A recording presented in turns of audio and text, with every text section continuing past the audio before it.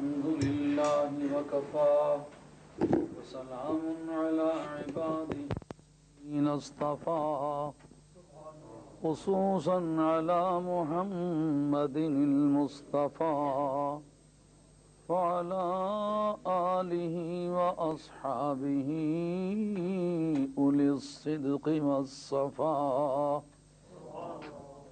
أما بعد فقد قال الله تبارك وتعالى جل جلاله في القرآن المجيد والفرقان الحميد أعوذ بالله من الشيطان الرجيم بسم الله الرحمن الرحيم ولا تقولوا لمن يقتل في سبيل الله أموات بل أحياء ولكن لا تشعرون وقال بعد ولا تحسبن الذين قتلوا في سبيل الله أمواتا وقال بعد إنما يريد الله ليذهب عنكم الرجس أهل البيت ويطهركم تطهيرا وقال بعد قل لا أسألكم عليه أجرا إلا المودة في القربى صدق الله مولانا العظيم وبلغنا رسوله النبي الكريم ونحن على ذلك من الشاهدين والشاكرين والحمد لله رب العالمين فقد قال الله تبارك وتعالى في شأن حبيبه مخبرا وآمرا إن الله وملائكته يصلون على النبي يا أيها الذين آمنوا صلوا عليه وسلموا تسليما الصلاة والسلام عليك يا رسول الله وعلى آلك وأصحابك يا حبيب الله الصلاة والسلام عليك يا رسول الله وعلى آلك وأصحابك يا حبيب الله الصلاة والسلام عليك يا رسول الله وعلى آلك وأصحابك يا حبيب الله حاضرین کرام، آج سارے خاندان نبوت کا تذکرہ بالعموم اور خاندان نبوت کے تاجدار نبی پاک علیہ الصلوۃ والسلام کے خاندان کے آخری وارث امام جنت مقام کی شہادت عظمیٰ کا ذکر بالخصوص ہوا چاہتا ہے۔ آپ حضرات نہایت ادب، ذوق، شوق اور محبت کے ساتھ تشریف رکھیے۔ حضرت امام عالی مقام کی جو دیار پاک مدینہ سے روانگی ہے، اس کا خفیف سا منظر میں نے لوٹن میں شروع کیا تھا تو وقت اختتام پذیر ہو جانے کے باعث اس کو تشنہ تکمیل چھوڑا تھا اور دوستوں سے عرض کیا تھا کہ اگر آپ مہربانی فرمائیں تو سوموار کو تشریف آئیں. آج بینک ہالیڈے سنا گیا تھا تو میں انشاءاللہ کوشش کروں گا کہ اس سے اگلی باتیں آپ حضرات کی خدمت عالی میں پیش کروں. تو یہ جاننے کے لیے کہ امام عالی مقام سے دیار پاک مدینہ چھٹنا کتنا بڑا حادثہ ہے. کسی بادشاہ سے تاج و تخت کا نکل جانا، ہمایوں اور شیر شاہ سوری کی باہمی چکلش میں ہمایوں کے ہاتھ سے ہندوستان کے تاج و تخت کا چھن جانا وہ حادثہ نہیں جو امام جنت مقام کی ذات بابرکات سے مدینے کا دامن ہاتھ سے چھوٹنا بڑا حادثہ ہے. اس لیے کہ اس کا دنیا فانی میں کوئی مقام ہوگا، دنیا حقیقت میں کوئی مقام نہیں، لیکن دیار پاک مدینہ کا دنیا میں بھی مقام ہے، قیامت میں بھی مقام ہے. تو یہ جاننے کے لیے کہ حضرت امام عالی مقام سے کہ وہاں سے رخصت ہوتے وقت جناب سیدہ کے مزار پہ کیا بیتی ہوگی، یہ اردو کی چھوٹی موٹی کتابوں میں، عربی کی چھوٹی موٹی کتابوں میں ہے، اور لوگ اس کو مبالغہ سمجھتے ہیں کہ حضرت امام علی مقام اپنی والدہ مانشتہ کی بارگاہ میں جب حاضر ہوئے تو جو آپ کی طبیعت کی کیفیت تھی یا قبر پر جو حالات تھے اس کو لوگ آج کے حالات میں مبالغہ سمجھتے ہیں. مگر میں آج آپ کو قرآن و سنت کے کانٹے پہ اسے پرکھ کے دیتا ہوں کہ کیا یہ واقعات کی دنیا میں مذہبی طور پر وجود رکھتے نہیں رکھتے. امام نووی کی ریاض الصالحین کتاب الوفا حدیث مرفوع ہے، اور سیاستہ کی کتابوں میں یہ حدیث موجود ہے کہ حضرت سیدۃ عالم علیہ الصلوۃ والسلام کی بارگاہ میں دیار پاک مدینہ میں حضرت سیدہ خدیجہ الکبریٰ رضی اللہ تعالیٰ کی سہیلیاں گائے گائے حاضر ہوتی تو سرکار موسم کے لحاظ سے ان کی تواضع کرتے. پوچھا گیا یا رسول اللہ آپ ایسا کیوں کرتے ہیں؟ جناب سیدہ عائشہ پوچھنے والی ہیں، اور یہ خود میں نے پڑھائی ہوئی حدیث ہے، کوئی سنی سنائی ہوئی بات نہیں. مرنا ہے، اللہ کی بارگاہ میں حاضری کا وقت قریب ہے، اس کی بارگاہ میں جواب دہ ہونا ہے. اپنی آنکھوں سے جو دیکھ کے پڑھایا ہے وہ عرض کر رہا ہوں. سرکار سے جناب سیدہ عائشہ پوچھتی ہیں یا رسول اللہ آپ ان خواتین کے ساتھ بہت احساس کے ساتھ پیش آتے ہیں، کیا وجہ ہے؟ آپ کی آنکھوں میں آنسو ہیں، اور آپ حضرت سیدہ خدیجہ الکبریٰ کا دور رفاقت، دور ازدواج یاد کرتے ہیں. کہتے ہیں کہ یہ خدیجہ کی سہیلیاں ہیں. خدیجہ کا مزار مکہ شریف میں ہے، وہ ہماری حقیقی نانی ہے جناب سیدہ خدیجہ ہے، جن کا خون ہماری سیدوں کی باڈیوں میں ہے، وہ جناب خدیجہ ہے. ان کا مزار مکہ شریف جنت المعلیٰ میں ہے.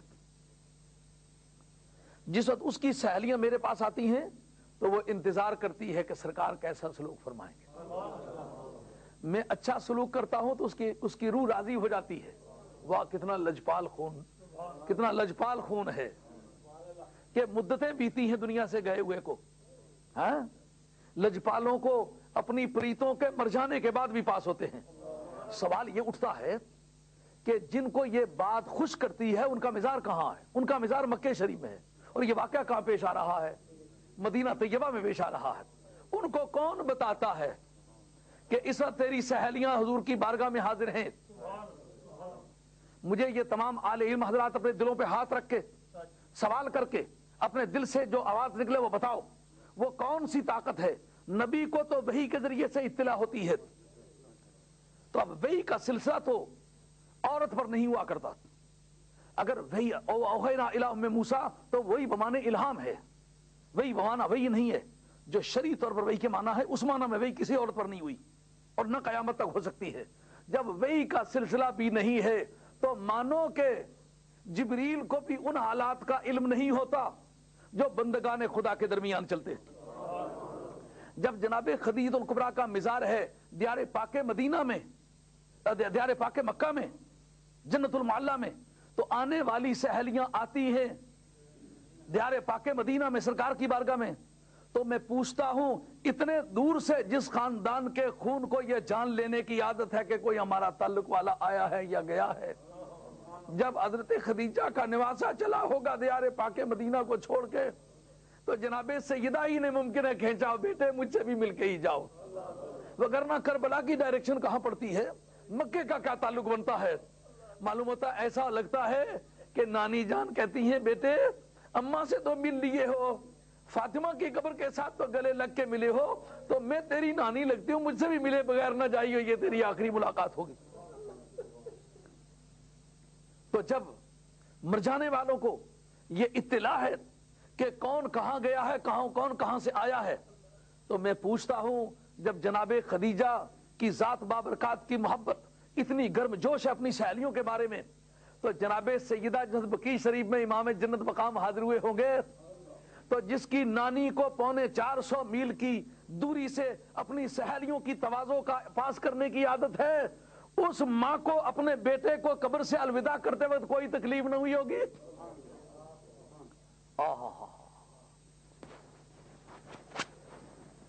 ابن قیم نے اپنی کتاب الروح کے اندر لکھا ہے کہ جو آدمی زندگی میں کسی اچھی بات کو پسند کرتا تھا, اگر وہ مر جائے تو اس کے مر جانے کے بعد اس کے مزار کے پاس وہ کام کرو یا عام حالات میں وہ کام کرو جس میں زندگی سے وہ راضی ہوا کرتا تھا, کیونکہ اس کو مر جانے کے بعد بھی انہی کاموں سے دلچسپی رہتی ہے, ان کاموں کے کرنے سے اسے خوشی ہوتی ہے, اور جن کاموں سے وہ زندگی میں ناخوش ہوا کرتا تھا اگر وہ ناجائز ہیں تو وہ زندگی میں کبھی بھی مت کرو, اس لیے کہ قبروں میں ان کو اس کی اطلاع ہوتی ہے اور اس کی وجہ سے وہ آزردہ ہوتے ہیں.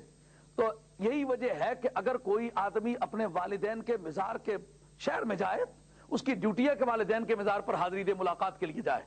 کیوں کہ جس طرح زندگی میں ملاقات کرنے کے لیے نہ آئے تو انہیں دکھ ہوتا ہے, اس طرح مر جانے کے بعد بھی اگر ان کی ملاقات کے لیے نہ آئے تو انہیں دکھ ہوتا ہے. دکھ کیوں ہوتا ہے؟ کہ علم ہوتا ہے, اگر علم نہ ہوتا ہو تو دکھ نہیں ہوتا.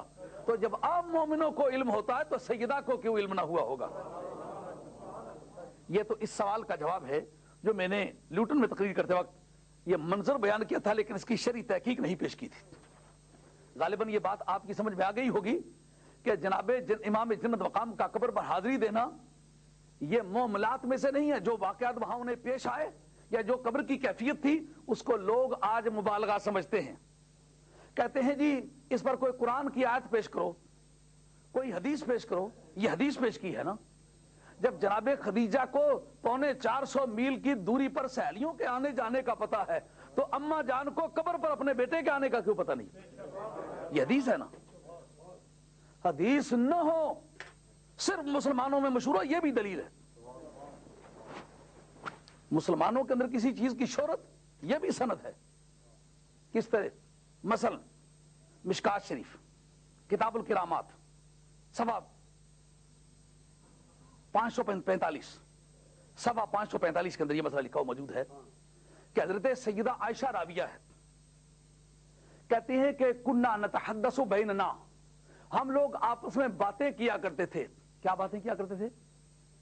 کہ ان النور لا یزال یرا علی قبر نجاشی, کہتا ہے نجاشی کی قبر پر ایک نور کے سدا ہونے کے بارے میں ہم آپس میں باتیں کیا کرتے تھے. ہم کہا کرتے تھے کہ نجاشی کی قبر پر ہمیشہ ہی نور دیکھا جاتا ہے. یہ نجاشی ہے کہاں؟ حبشے میں. حبشے میں اس کا مزار ہے. جناب سیدہ باتیں کہا کر رہی ہے دیار پاک مدینہ میں. کیا کہہ رہی ہیں؟ کہا ہم آپس میں باتیں کیا کرتے تھے کہ نجاشی کی قبر پر سدا نور دیکھنے میں آتا ہے. سدا لا یزالو, ہمیشہ نور دیکھنے میں آتا ہے. اس پر حضرت مولا علی قاری رحمۃ اللہ فرماتے ہیں کہ اس کو سند سمجھیں یا نہ سمجھیں, کیونکہ موقع کی تو یہ گواہ نہیں. روایت جس کی بیان کرتی ہیں وہ ہے حبشہ کا واقعہ, اور بیٹھی ہوئی ہیں دیار پاک مدینہ میں.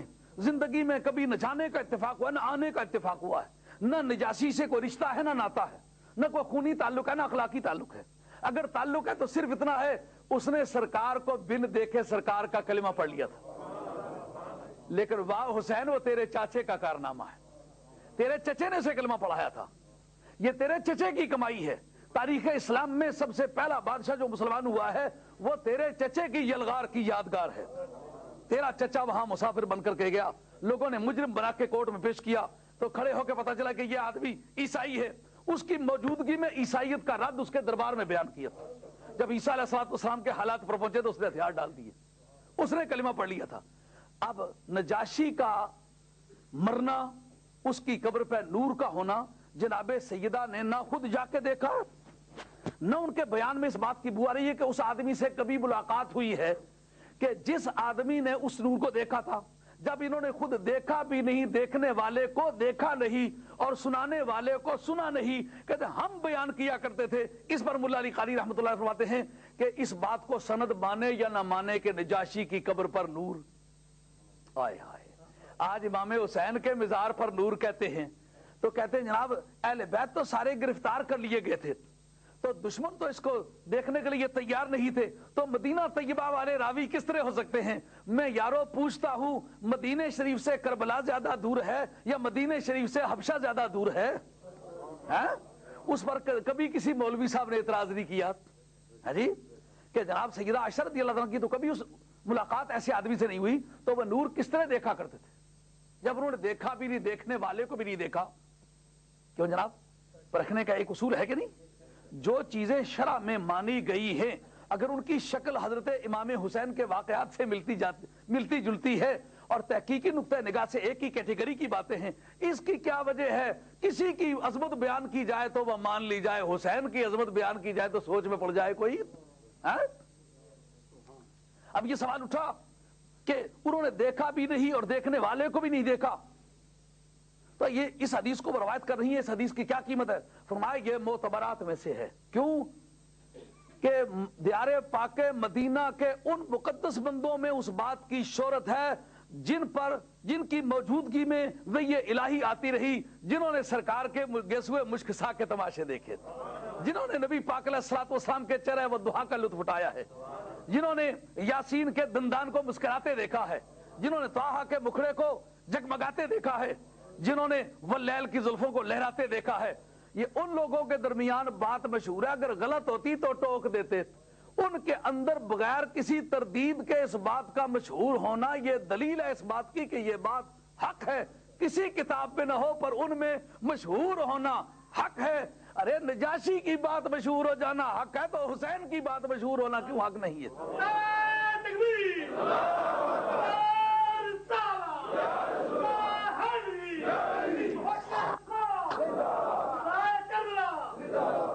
ایک اور سوال اٹھتا ہے کہ واقعات کربلا کے یا راوی حضرت امام زین العابدین اور واقعات کربلا کی یا راویہ حضرت سیدہ ام سلمہ, تو ام سلمہ ان کی سوتیلی نانی لگتی ہیں اور حضرت امام زین العابدین ان کے صاحبزادے لگتے ہیں, تو ان کے یہ انٹرسٹڈ ایویڈنس ہو سکتی ہے, دلچسپی کی وجہ سے انہوں نے اپنے ابے جان کی عظمت بیان کی ہوگی. یاد رکھو جو اپنے بارے میں, اپنے باپ کے بارے میں, اپنے خاندان کے بارے میں, اپنے حسب نسب کے بارے میں جو جھوٹی بات کہے اس کی حدیث کسی بھی بارے میں قابل قبول نہیں ہوتی. اور امام بخاری کے نزدیک سب حدیثوں سے اونچی حدیث امام زین العابدین کی ہے. جو سنیوں میں چوٹی کی کتاب اس کا نام بخاری ہے.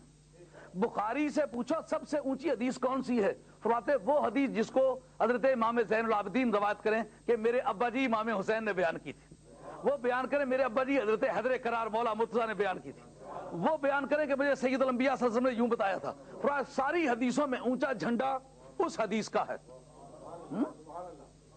ساری حدیثوں میں اونچا جھنڈا اس حدیث کا ہے جو اس لائن سے ذکر ہو. جی اگر وہ کمزور بات کرنے کی عادت رکھیں تو پھر امام بخاری کے نزدیک ان کی بات کوئی بھی معتبر نہیں ہونی چاہیے, کیونکہ وہ اپنے ابا جی کی بات خود کر رہی ہے. اور جناب ام سلمہ کی بھی یہی حالت ہے, کسی آل جرح نے اس پر جرح نہیں کی, لیکن اگر صرف رشتہ داری کے الزام میں ان کو چارج کرتے ہو تو آؤ ایک اور بات بتاؤں. مشکات شریف باب الکرامات, وہ حدیث ساریہ جو ہے اس کا راوی کون ہے؟ حضرت فاروق اعظم رضی اللہ عنہ کو دور خلافت ہے, منبر رسول پر کھڑے ہیں, آپ کا لشکر نہاوند میں خراسان کے علاقے میں لڑنے گیا ہوا ہے اور سینکڑوں, ممکن ہے کہ 1000 میل سے اوپر ہی کوئی دوری ہو, کم نہ ہو, اور یقیناً 1000 سے یقیناً زیادہ دور جگہ ہے, کیونکہ کربلا جتنا کربلا شریف ہے نا اس سے آگے دگنا ہے غالباً نہاوند کا علاقہ. تو نہاوند کے علاقے میں لشکر لڑ رہا ہے اور حضرت فاروق اعظم جمعے کے خطبے میں این خطبے کے دوران کہتے ہیں یا ساری الجبل, ایک روایت ہے یا ساریۃ الجبل اور ایک ہے یا ساری الجبل, لیکن یہ روایت زیادہ مشہور ہے کیونکہ بےتابی کے حالت میں وقت کی کمی محسوس ہوتی ہے, تو بےتابی میں الفاظ کو چھوٹا کرنے کی عادت ہے. اس کو عربی قواعد میں کہتے ہیں ترخیم. انہوں نے ترخیم کی, یا ساریہ تو تھا تو یا ساریہ, جیسے بیٹیوں کا نام نگت نہیں ہوتا تو پیار بار بار جو بلانا نگو کر کے بلا لیتے ہیں, ہے نا یہ. تو پیار اور کم فرصتی میں نام کو چھوٹا کر لیا جایا کرتا ہے. تو حضرت فاروق اعظم کہتے ہیں یا ساریہ، یا ساریہ الجبل، ہے تو نام یا ساریہ تو ہے، ایک روایت میں ساریہ تو بھی ہے لیکن زیادہ مشہور یا ساریہ الجبل ہے. کہاں کھڑے ہیں؟ دیار پاک مدینہ میں. واقعہ کہاں پیش آ رہا ہے؟ نہاوند میں. نہاوند کی دوری پر آنے والے انہوں نے بتایا کہ دشمن ہمیں مارا چاہتا تھا، دشمن پچھلی طرف سے آ گیا تھا. جس وقت ہم نے یہ آواز سنی کہ کوئی ٹاپ آف وائس سے بول رہا ہے، آواز کی چوٹی پر بول رہا ہے اور بالکل قریب آواز سنائی دی، ہم نے کہا یہ تو فاروق اعظم کی آواز ہے. ہم یہ نہ سمجھ سکے کہ وہ مدینے میں ہوں گے، ہم نے سمجھا یہیں کہیں ہیں، ہمیں نظر نہیں آ رہے لیکن آواز دے رہے ہیں پہاڑ پہ چڑھ جاؤ. جب پہاڑ پہ چڑھتے دیکھا پچھلی طرف سے دشمن آ رہا ہے، اوپر سے پتھر لڑکائے، مفتی میں کام تمام ہو گیا. لیکن اس کے راوی کون ہے؟ حضرت عبداللہ ابن عمر، حضرت عمر کے صاحبزادے. کبھی کسی بزرگ سے سنا ہے کہ حضرت عمر کی فضیلت بیان کر رہا ہے ان کا بیٹا نہیں مانے کے؟ سنا ہے کبھی؟ نہیں. جناب عمر کا بیٹا آل حق میں سے ہے، جناب عمر کی شان حق ہے، اس لیے بیٹے نے بھی بیان کی وہ حق ہے. اس کی کیا وجہ ہے یارو؟ عبداللہ ابن عمر کی کوئی شان ہو پر امام زین العابدین نہیں، یاد رکھیے. نبی پاک کے خون کی قیمت جدا گانا ہے، نبی پاک کی اولاد اس کی قیمت جدا گانا ہے. ہاں تو حضرت عمر کی فضیلت جناب عبداللہ ابن عمر بیان کریں، کوئی اعتراض نہ کرے. حسین کی فضیلت حسین کا بیٹا بیان کرے، اعتراض ہو؟ اگر یہ بات قابل اعتراض ہے تو ہزارہ وہ حدیث مہیا کر کے دیں گے جن میں باپ کی فضیلت بیٹا بیان کر رہا مان رہے ہو. مثلا باب الکرامات کے اندر حدیث ہے کہ صبح احد کی جنگ ہونے والی ہے تو رات کے وقت حضرت جابر سے حضرت عبداللہ کہتے، جابر بن عبداللہ انصاری مشہور صحابی ہے نا، ان کی 9 بہنیں تھیں، ایک بھائی تھے. تو رات کے وقت باپ اپنے بیٹے سے کہتا ہے بیٹا سوائے رسول کریم علیہ السلام کے پوری دنیا میں تو سب سے مجھے پیارا ہے، پر صبح میں تمہیں بتا دوں جو شہیدوں میں سب سے پہلا شہید ہوگا وہ میں ہوں گا. کربلا میں جب باتیں ہو رہی ہوتی ہیں تو لوگ کہتے ہیں مبالغہ کرتے ہیں، ان کو کیا پتا ہے کیا ہوگا. اور حضرت عبداللہ کو پتا ہے. حضرت عبداللہ کون ہیں؟ سرکار کے جوتے چومنے والے. حسین کون ہے؟ سرکار کی زبان چومنے والا. حضرت عبداللہ کون ہیں؟ سرکار دو عالم علیہ الصلوۃ والسلام کے جوتے اٹھا کے چلنے والے. حسین کون ہے؟ جو مورے نبوت پر بیٹھنے والا.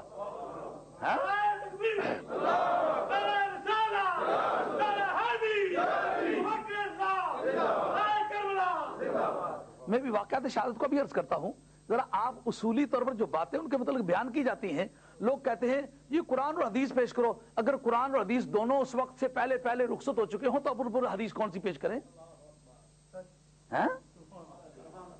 اب ہم اصولی طور پر وہ چیز پیش کریں جو کیٹیگری وائز اس پر صادق آتی ہے. اگر اس طرح کی باتیں دین میں ملتی ہیں تو باقی کو مانتے ہو، تو حسین کی بات کیوں نہیں مانتے ہو؟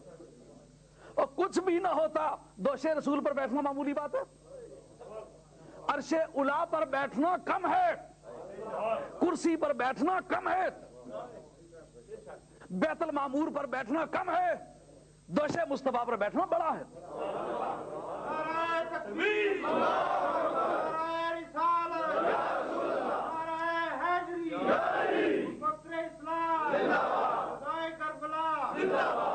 تو یہ بات اصولی طور پر آپ لوگوں کے ہاتھ آ جانی چاہیے کہ اگر امام حسین کی عظمتوں کی روایت امام زین العابدین کرے رضی اللہ تعالیٰ عنہ تو انٹرسٹڈ ایویڈنس محض دھڑے کی شہادت سمجھ کر اس پر گفتگو کی جائے تو پھر جناب فاروق اعظم رضی اللہ تعالیٰ عنہ کی وہ فضیلتیں جو ان کے صاحبزادے بیان کریں گے پھر وہ قابل اعتراض ٹھہریں گی.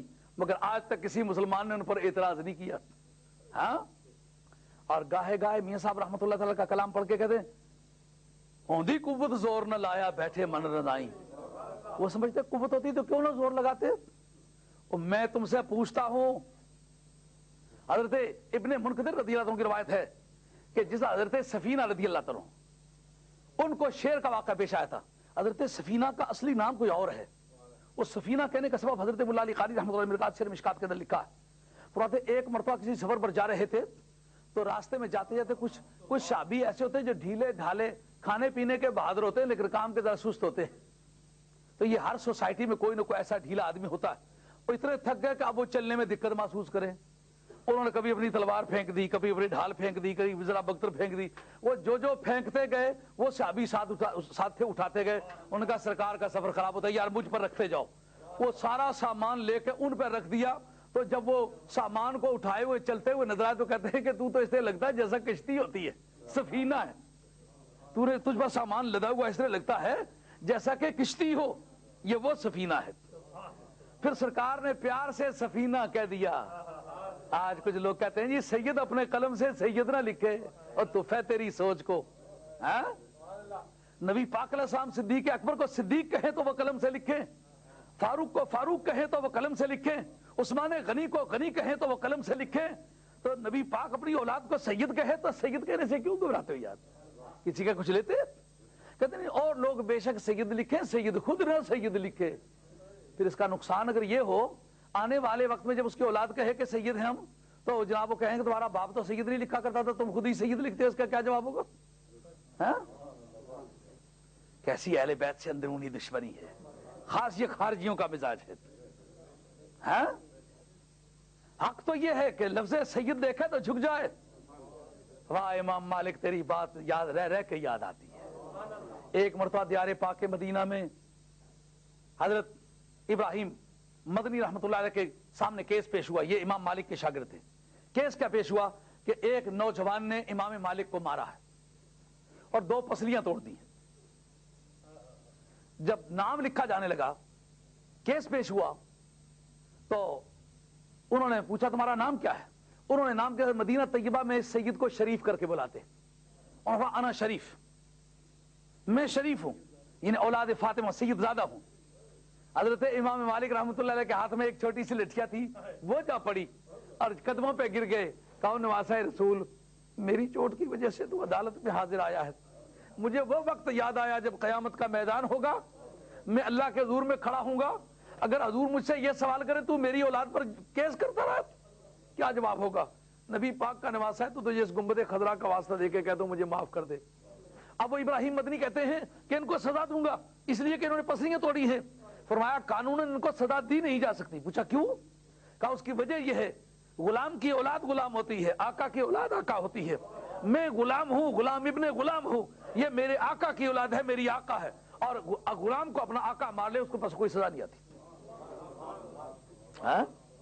انہوں نے تو نہیں کہا کہ آپ اپنے آپ کو سید نہ کہیں، لیکن دور حاضر میں یہ کشمکش چل رہی ہے اور انتہائی افسوسناک بات ہے.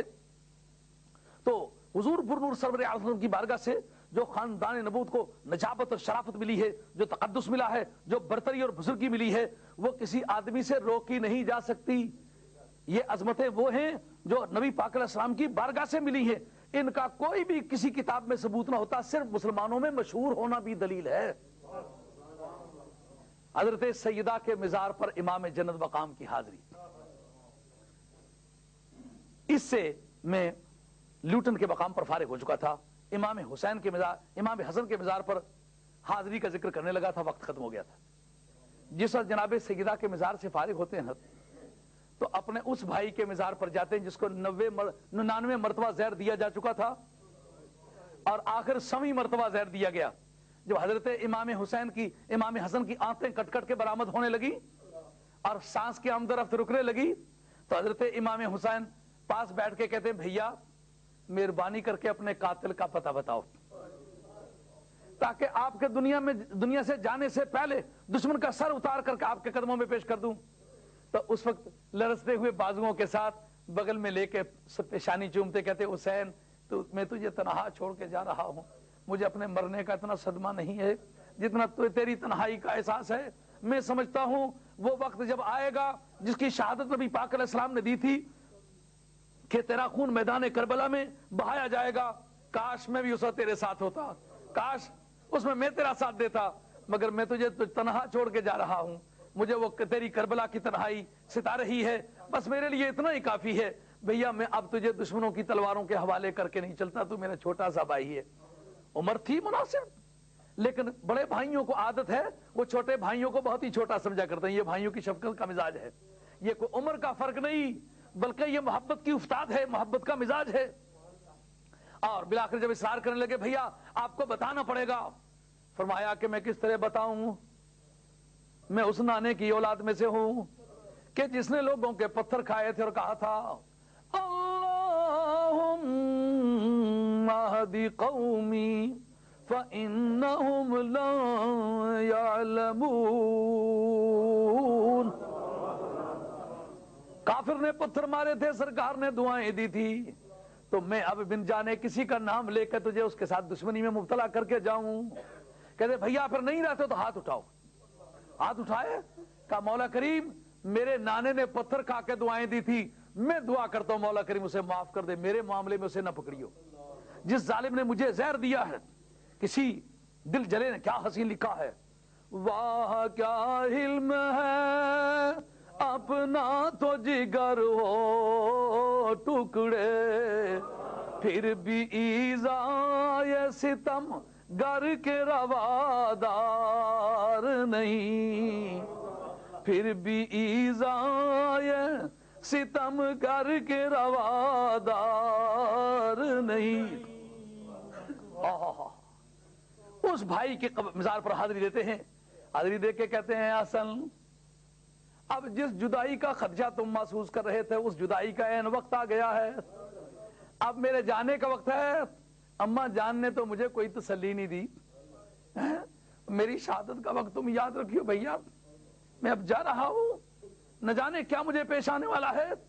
تو بھیا اب میری اماں جان نے کوئی تسلی نہیں دی، مجھے حسین کہہ کے ایک مرتبہ پکارو تو صحیح، مجھے اپنے ہاتھوں سے رخصت تو کرو صحیح، اور مہربانی کر کے جب میں یہاں سے روانہ ہونے لگوں میرے گھوڑے کی لگام تو یار تھامو، مجھے ایک مرتبہ اپنے ہاتھوں سے الوداع تو کہو. بھائیوں کی جوڑیاں کس لیے ہوتی ہیں؟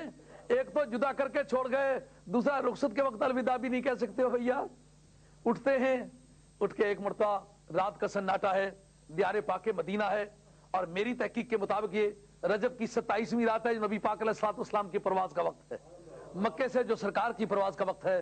اور ایک طبقہ علم 4 شعبان لکھتا ہے، ایک طبقہ آل علم سے 6 شعبان لکھتا ہے. بہرحال اس کی کوئی سی تاریخ ہو پر رات کا سناٹا ہے، امام حسن کا مزار ہے، امام حسین اپنے بھائی کی قبر سے جدا ہونے والا ہے، ماں کی قبر اور بھائی کی قبر بالکل ساتھ ساتھ ہیں. اگر آپ کو بقیع شریف میں حاضری کا موقع ملا ہے تو یہ منظر آپ نے دیکھا ہوگا. میں روزانہ وہاں جایا کرتا تھا، اللہ کا شکر ہے جب تک میں وہاں رہا ہوں خدا تعالیٰ نے مجھے یہ موقع عطا فرمایا، روزانہ جانا اور جا کے قرآن مجید پڑھنا. کبھی کسی نے اٹھانا، ایک طرف سے اٹھانا تو دوسری طرف جا کے بیٹھ جانا، اور کبھی مجھ سے وہ گفتگو کرے کہ ایسا نہیں کرنا ویسا نہیں کرنا تو میں گفتگو میں انہیں بند کر لوں. اب وہ گفتگو میں ہار کھا جانے کی صورت میں وہ گھبرائیں، تشدد نہ کر سکے، خدا نے مجھے موقع دیا. مگر آپ لوگوں کو بھی اگر جانے کا موقع ملے تو آج کل پابندیاں ہیں، اندر نہیں جا سکتے، باہر سے کھڑے ہو کے دیکھیں گے تو جو گول سے دائرے میں 3-4 پتھر پڑے ہوئے ہیں وہ 8-9 قبروں کی نشاندہی کرتے ہیں. خاندان نبوت خود مظلوم، ان کی تاریخ مظلوم، ان کی اطلاعات مظلوم، ان کی قبریں مظلوم. جن کی شان بڑی ان کا امتحان بڑا. معمولی سے معمولی آدمی کے مزارات پختہ ہیں، سلامت ہیں، مگر نبی پاک کی وہ لگتے جگر جس کی گلی سے جبریل گزرے گردن اونچی کر کے نہیں گزر سکتا. جس کے گھر جبریل کو آنا ہو تو سیدہ کے پردے کا خود احترام کرے، انتظار کرے، دروازہ نہیں کھٹکھٹا سکتا. نبی کریم علیہ السلام فرمائے تو اندر آ سکتا ہے، نہیں تو بن اجازت اندر آنے کا کوئی اسے اختیار نہیں. اس کے مزار پر بلڈوزر چلائے گئے. سویا ہے کہاں جاگ اب ہے فتنہ معاشر، رسوا کبھی یوں دین پیمبر نہ ہوا تھا. جس کے تقدس پر آپ حیران ہوں گے کہ ساری دنیا حضور کی بارگاہ میں آئے سرکار بیٹھے ہوئے، صدیق اکبر آئے سرکار بیٹھے ہوئے، فاروق اعظم آئے سرکار بیٹھے ہوئے، عثمان غنی آئے سرکار بیٹھے ہوئے، جبریل آئے سرکار بیٹھے ہوئے، اسرافیل آئے سرکار بیٹھے ہوئے، لیکن خاتون جنت آئے تو سرکار تعظیماً کھڑے ہو جائے. جس کے تقدس کا یہ عالم ہے کہ دونوں جہانوں کا امیر و مختار، جس کی تعظیم کے لیے کھڑا ہو، اس کے مزار پر بلڈوزر چلانا یہ پتہ نہیں کس جگر کا کام ہے. جب قیامت میں یہ باتیں کھلیں گی تو پھر پتہ چلے گا یہ ہوا کیا تھا. حضرت امام حسن رضی اللہ عنہ کے مزار پاک سے حاضری دے کے رات کی تنگی کو محسوس کرتے ہیں، واپس گھر کی طرف آتے ہیں. آپ نے ملے وقوع دیکھا ہوگا جو دیار پاک مدینہ میں نبی پاک علیہ السلام کے گنبد خضرا کے شمال جنوب مشرقی کونے میں جو کالا سا مکان ہے جس کو بیت الحسن آج کل کہتے ہیں، جہاں آج لائبریری ہے، یہ وہ جگہ ہے جس سے ہمارا خاندان آخری مرتبہ وہاں سے دیار پاک مدینہ سے مسافر بن کے چلا ہے۔ تاریخ بتاتی ہے اگر کوئی آدمی وہاں جائے نا، آپ ان پتھروں کے پاس کھڑے ہو کے دیکھیں، درد بیدار ہوتا ہے۔ خاندان نبوت کے مظلوموں کی روایتیں ان پتھروں کے پاس میں محفوظ ہیں، اور جو آدمی ذوق اور شوق اور محبت کے ساتھ اس مکان کی بھی زیارت کر، اس کے دل کی کیفیت بدل جاتی ہے۔ اس کا نام آج بھی کاغذات مال میں بیت الحسن ہے، وہ لائبریری بنی ہوئی ہے۔ یہ جبل ایر کے پتھر لگے ہوئے ہیں، جس کو کنیٹ آپ کہتے ہیں نا پنجابی میں، کنیٹ ایک پتھر کی قسم ہے جس کے بیچ سوراخ سے ہوتے ہیں، تو وہ اس طرح کا پتھر ہے، اس کا نام ہے جبل ایر۔ اس کے پتھروں سے وہ مکان تعمیر ہے، آج کل لائبریری ہے۔ اس گھر سے روانہ ہونا ہے، ساتھ ہی سرکار دو عالم علیہ السلام کو گنبد خضرا ہے۔ جب وہاں سے واپس آئے تو نبی پاک علیہ السلام کی بارگاہ میں جا کے حاضری دی، اور سرکار کے روضہ مبارک کے سامنے جا کے کھڑے ہوتے ہیں، منہ کی طرف منہ کرتے ہیں کہ یا رسول اللہ، یہ آپ کا وہ لاڈلا حسین ہے جس کی دلجوئی کے لیے آپ نے ہر ممکن کام کیا، جس کی دلجوئی کے لیے آپ نے نمازوں کے سجدے لمبے کیے تھے۔ آج آپ کا مدینہ چھوڑ کے حسین جا رہا ہے، آج آپ کی فاطمہ بھی میرے ساتھ جانے کے لیے تیار نہیں یا رسول اللہ۔ اور اے رسول کریم علیہ السلام، وہ حجرہ طیبہ جو جہاں آپ نے فاطمہ کو رخصت کیا تھا وہ آپ کی بغل میں ہے، اب حسین جا رہا ہے، یہ میری اماں کی امانت ہے یا رسول اللہ، میرے ماں کے تقدس کو پامال نہ کیا جائے۔ اب حسین تو مسافر ہو کر کے جا رہا ہے، لیکن سیدہ کا حجرہ پیچھے تنہا رہ رہا ہے، اور یا رسول اللہ میری سغرا بھی پیچھے تنہا ہوگی، آپ کے گنبد خضرا کے سوا میری سغرا کا کوئی سہارا نہیں۔ اب میں یہاں سے جانے لگا ہوں، اور اٹھ کے نگاہیں نجف اشرف کی طرف جاتی ہیں، اے مولا مرتضیٰ، اے بدر و حنین کے شیر، اے عظمت مصطفیٰ کو تحفظ دینے کے لیے پہلی تلوار مارنے والے شمشیر زن، اے جناب محمد مصطفیٰ کے اکھاڑے کے شیر، اے وہ مرد خدا جس کی تلوار دنیا میں کسی انسان نے نہیں سہی، جس کو تلوار ماری وہ گیا، اے مولا مرتضیٰ، اے بارگاہ رسالت کی یونیورسٹی کے وائس چانسلر، جس کے برابر کا امت مسلمہ میں کوئی عالم پیدا نہیں ہوا، قیامت تک پیدا نہیں ہوگا، آج مجھے بتاؤ حسین کس کا ہاتھ پکڑ کے جائے؟ بے شک تم نے یوم بنی ہاشم کو للکارا تھا، ہاشمیوں کو کہ آؤ، جس آدمی کا جی چاہتا ہے، جس نے تلوار کا نام لیا ہے، میرے میدان میں نکلے، پر تیرے سامنے تیری بغل میں دونوں جہان کے سردار کھڑے تھے کہ نہیں کھڑے تھے؟ بدر کے میدان میں پہلی تلوار آپ کی ولید کو لگی تھی، ولید کا سر جدا ہو گیا تھا، بدن وہ جا پڑا تھا، پر تلوار کون سی تھی؟ اس کا نام ذوالفقار تھا۔ وہ کس نے دی تھی؟ محبوب کبریا نے ریشے بدر سے نکل کے ایک مرتبہ ہاتھ میں وہ تلوار پکڑائی تھی۔ اے میرے ابے، ایک مرتبہ مہربانی کر، تلوار یہ میرے ہاتھ میں ہے، وہ ذوالفقار میرے ہاتھ میں ہے، اور مہربانی کرو میرا نانا بھی اور تم بھی دونوں مل کے تلوار تو میرے ہاتھ میں پکڑاؤ۔ اب میرے جانے کا وقت ہے، تم بدر میں روانہ ہونے لگے تھے تو تجھے میرے نانا جان نے روانہ کیا تھا، آج میری روانگی کا وقت ہے، مجھے بھی روانہ کرو۔ خیبر میں جانے لگے تھے تو خیبر کے اکھاڑے کی طرف جاتے وقت مولا محمد مصطفیٰ علیہ السلام کی ذات بابرکات نے تجھے پہلے بشارت سنائی، علی جیتے گا، علی مارے گا، علی قلعہ توڑے گا، علی مرب کو پچھاڑے گا، علی ایسا کرے گا، علی ویسا کرے گا۔ بخاری شریف کے متن کے اندر حدیث ہے، نبی کریم علیہ السلام نے فرمایا تھا، لَأُوتِيَنَّ غَدًا لَأُوتِيَنَّ الرَّایَةَ غَدًا رَجُلًا يُحِبُّ اللَّهَ وَرَسُولَهُ وَيُحِبُّهُ اللَّهُ وَرَسُولُهُ، میں کل جھنڈا اس مرد خدا کے ہاتھ میں دوں گا جو اللہ اور اس کے رسول سے سچی محبت رکھتا ہے، اور اللہ اور اس کا رسول اس سے سچی محبت رکھتا ہے، اور اللہ اس کے ہاتھ پر فتح کرے گا۔ اے میرے ابا جی، اس جگہ تلوار لے کے جانا بڑا آسان تھا، جس سرکار فرما رہے ہو فتح کے لیے جائے گا۔ اب میرے جانے کا وقت ہے، میرے نانا نے کہا ہے میرا حسین واپس نہیں آئے گا، میرا حسین کا خون بہا دیا جائے گا، میرے حسین کی لاش پر گھوڑے دوڑائے جائیں گے، میرے حسین کی لاش کا وارث کوئی نہیں رہے گا۔ اب ابا جی یہ وقت ہے کٹھن، آپ علی سے ہی، آپ مرتضیٰ سے ہی، آپ مشکل کشا سے ہی، مگر جس کو یہ بشارت ملی ہوئی ہو کہ علی مارے گا، علی پچھاڑے گا، علی فتح کرے گا، علی غالب آئے گا، اس کے لیے تو جانا آسان بات ہے۔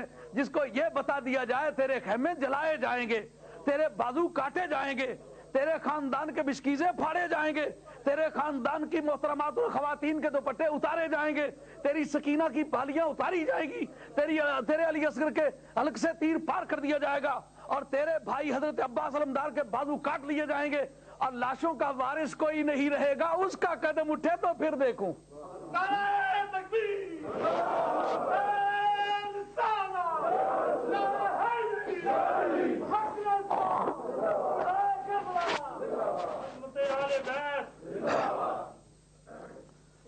تو جناب سید دو عالم علیہ السلام کے مزار پر حضرت امام حسین ہے اور اپنے نانا جان سے باتیں کر رہے ہیں۔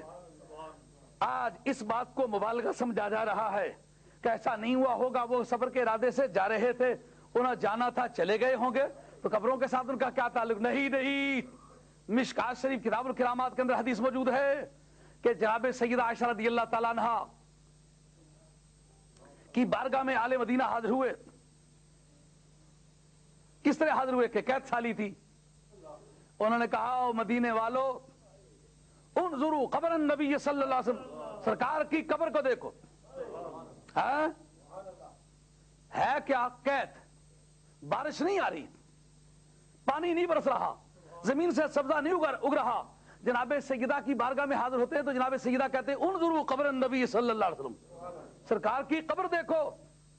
آج تو قبروں سے روکنے والی مخلوق اور قبروں کو ہموار کر کے زمین سے برابر کر دینے والے بدنصیب جنی صفت انسان، بجگوں کے اقربا، ان سے کوئی پوچھے کہ اگر تم اس موقع پر موجود ہوتے، جناب سیدہ کہتے انظروا قبر النبی صلی اللہ علیہ وسلم، سرکار کی قبر دیکھو۔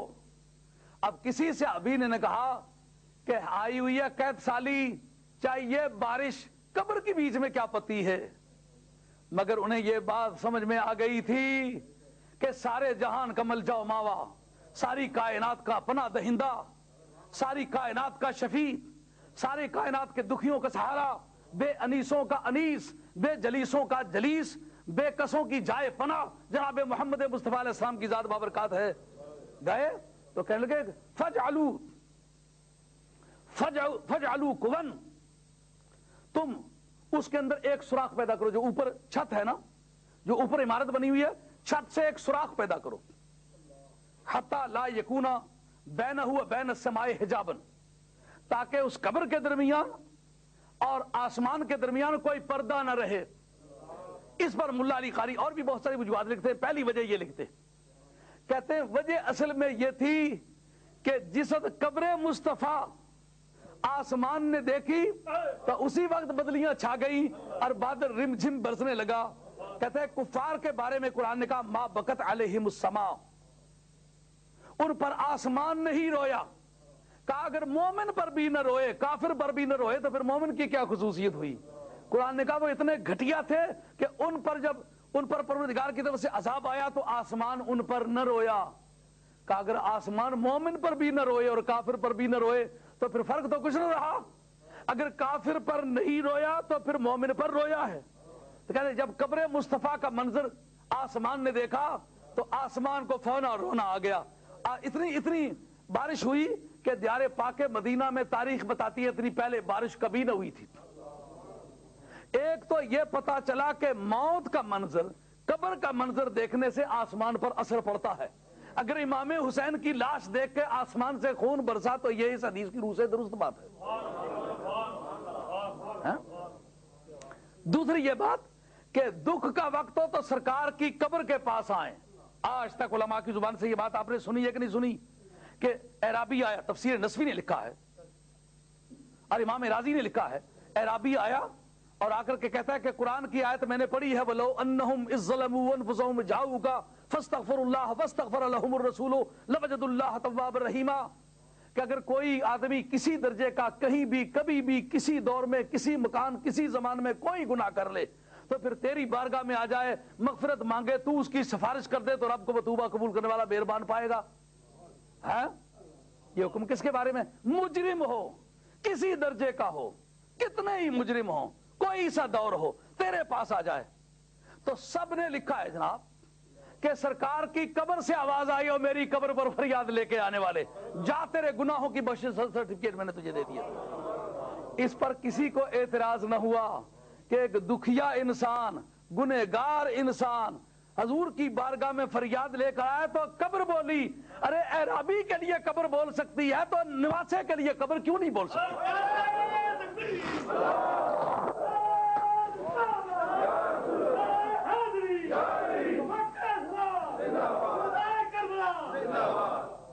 ہے نا بات ہے؟ ان باتوں کو لوگ کہتے ہیں جذباتی باتیں لوگوں نے گھڑ لی ہیں. نہیں اصل میں بات یہ ہے غریبوں کی باتیں لکھتے ہوئے بھی لوگوں کو دقت ہوتی ہے. خاندان نبوت کا وارث کوئی نہیں رہ گیا، اس لیے ان کی روایتیں بھی کمزور، ان کے بیانات بھی کمزور، اور جس کے متعلق کوئی بات کی گئی ہے کوئی معترض نہیں. اس کی کیا وجہ کہ خاندان نبوت کی عظمت کی کوئی حدیث ہے اس حدیث پر اعتراض ہے، کوئی روایت ہے اس روایت پر اعتراض ہے، کوئی کتاب ہے اس کتاب پر اعتراض ہے. میں یہ پوچھتا ہوں اعرابی کے لیے بولنا ثابت ہے کہ نہیں؟ قبر بولی کہ نہ بولی؟ اب اعرابی کا وزن زیادہ ہے یا دوش مصطفیٰ کے سوار کا وزن زیادہ ہے؟ گنہگار ہو کے آئے تو بھی قبر بولے، تو پرہیزگار ہو کے آئے تو پھر کیوں نہ بولے؟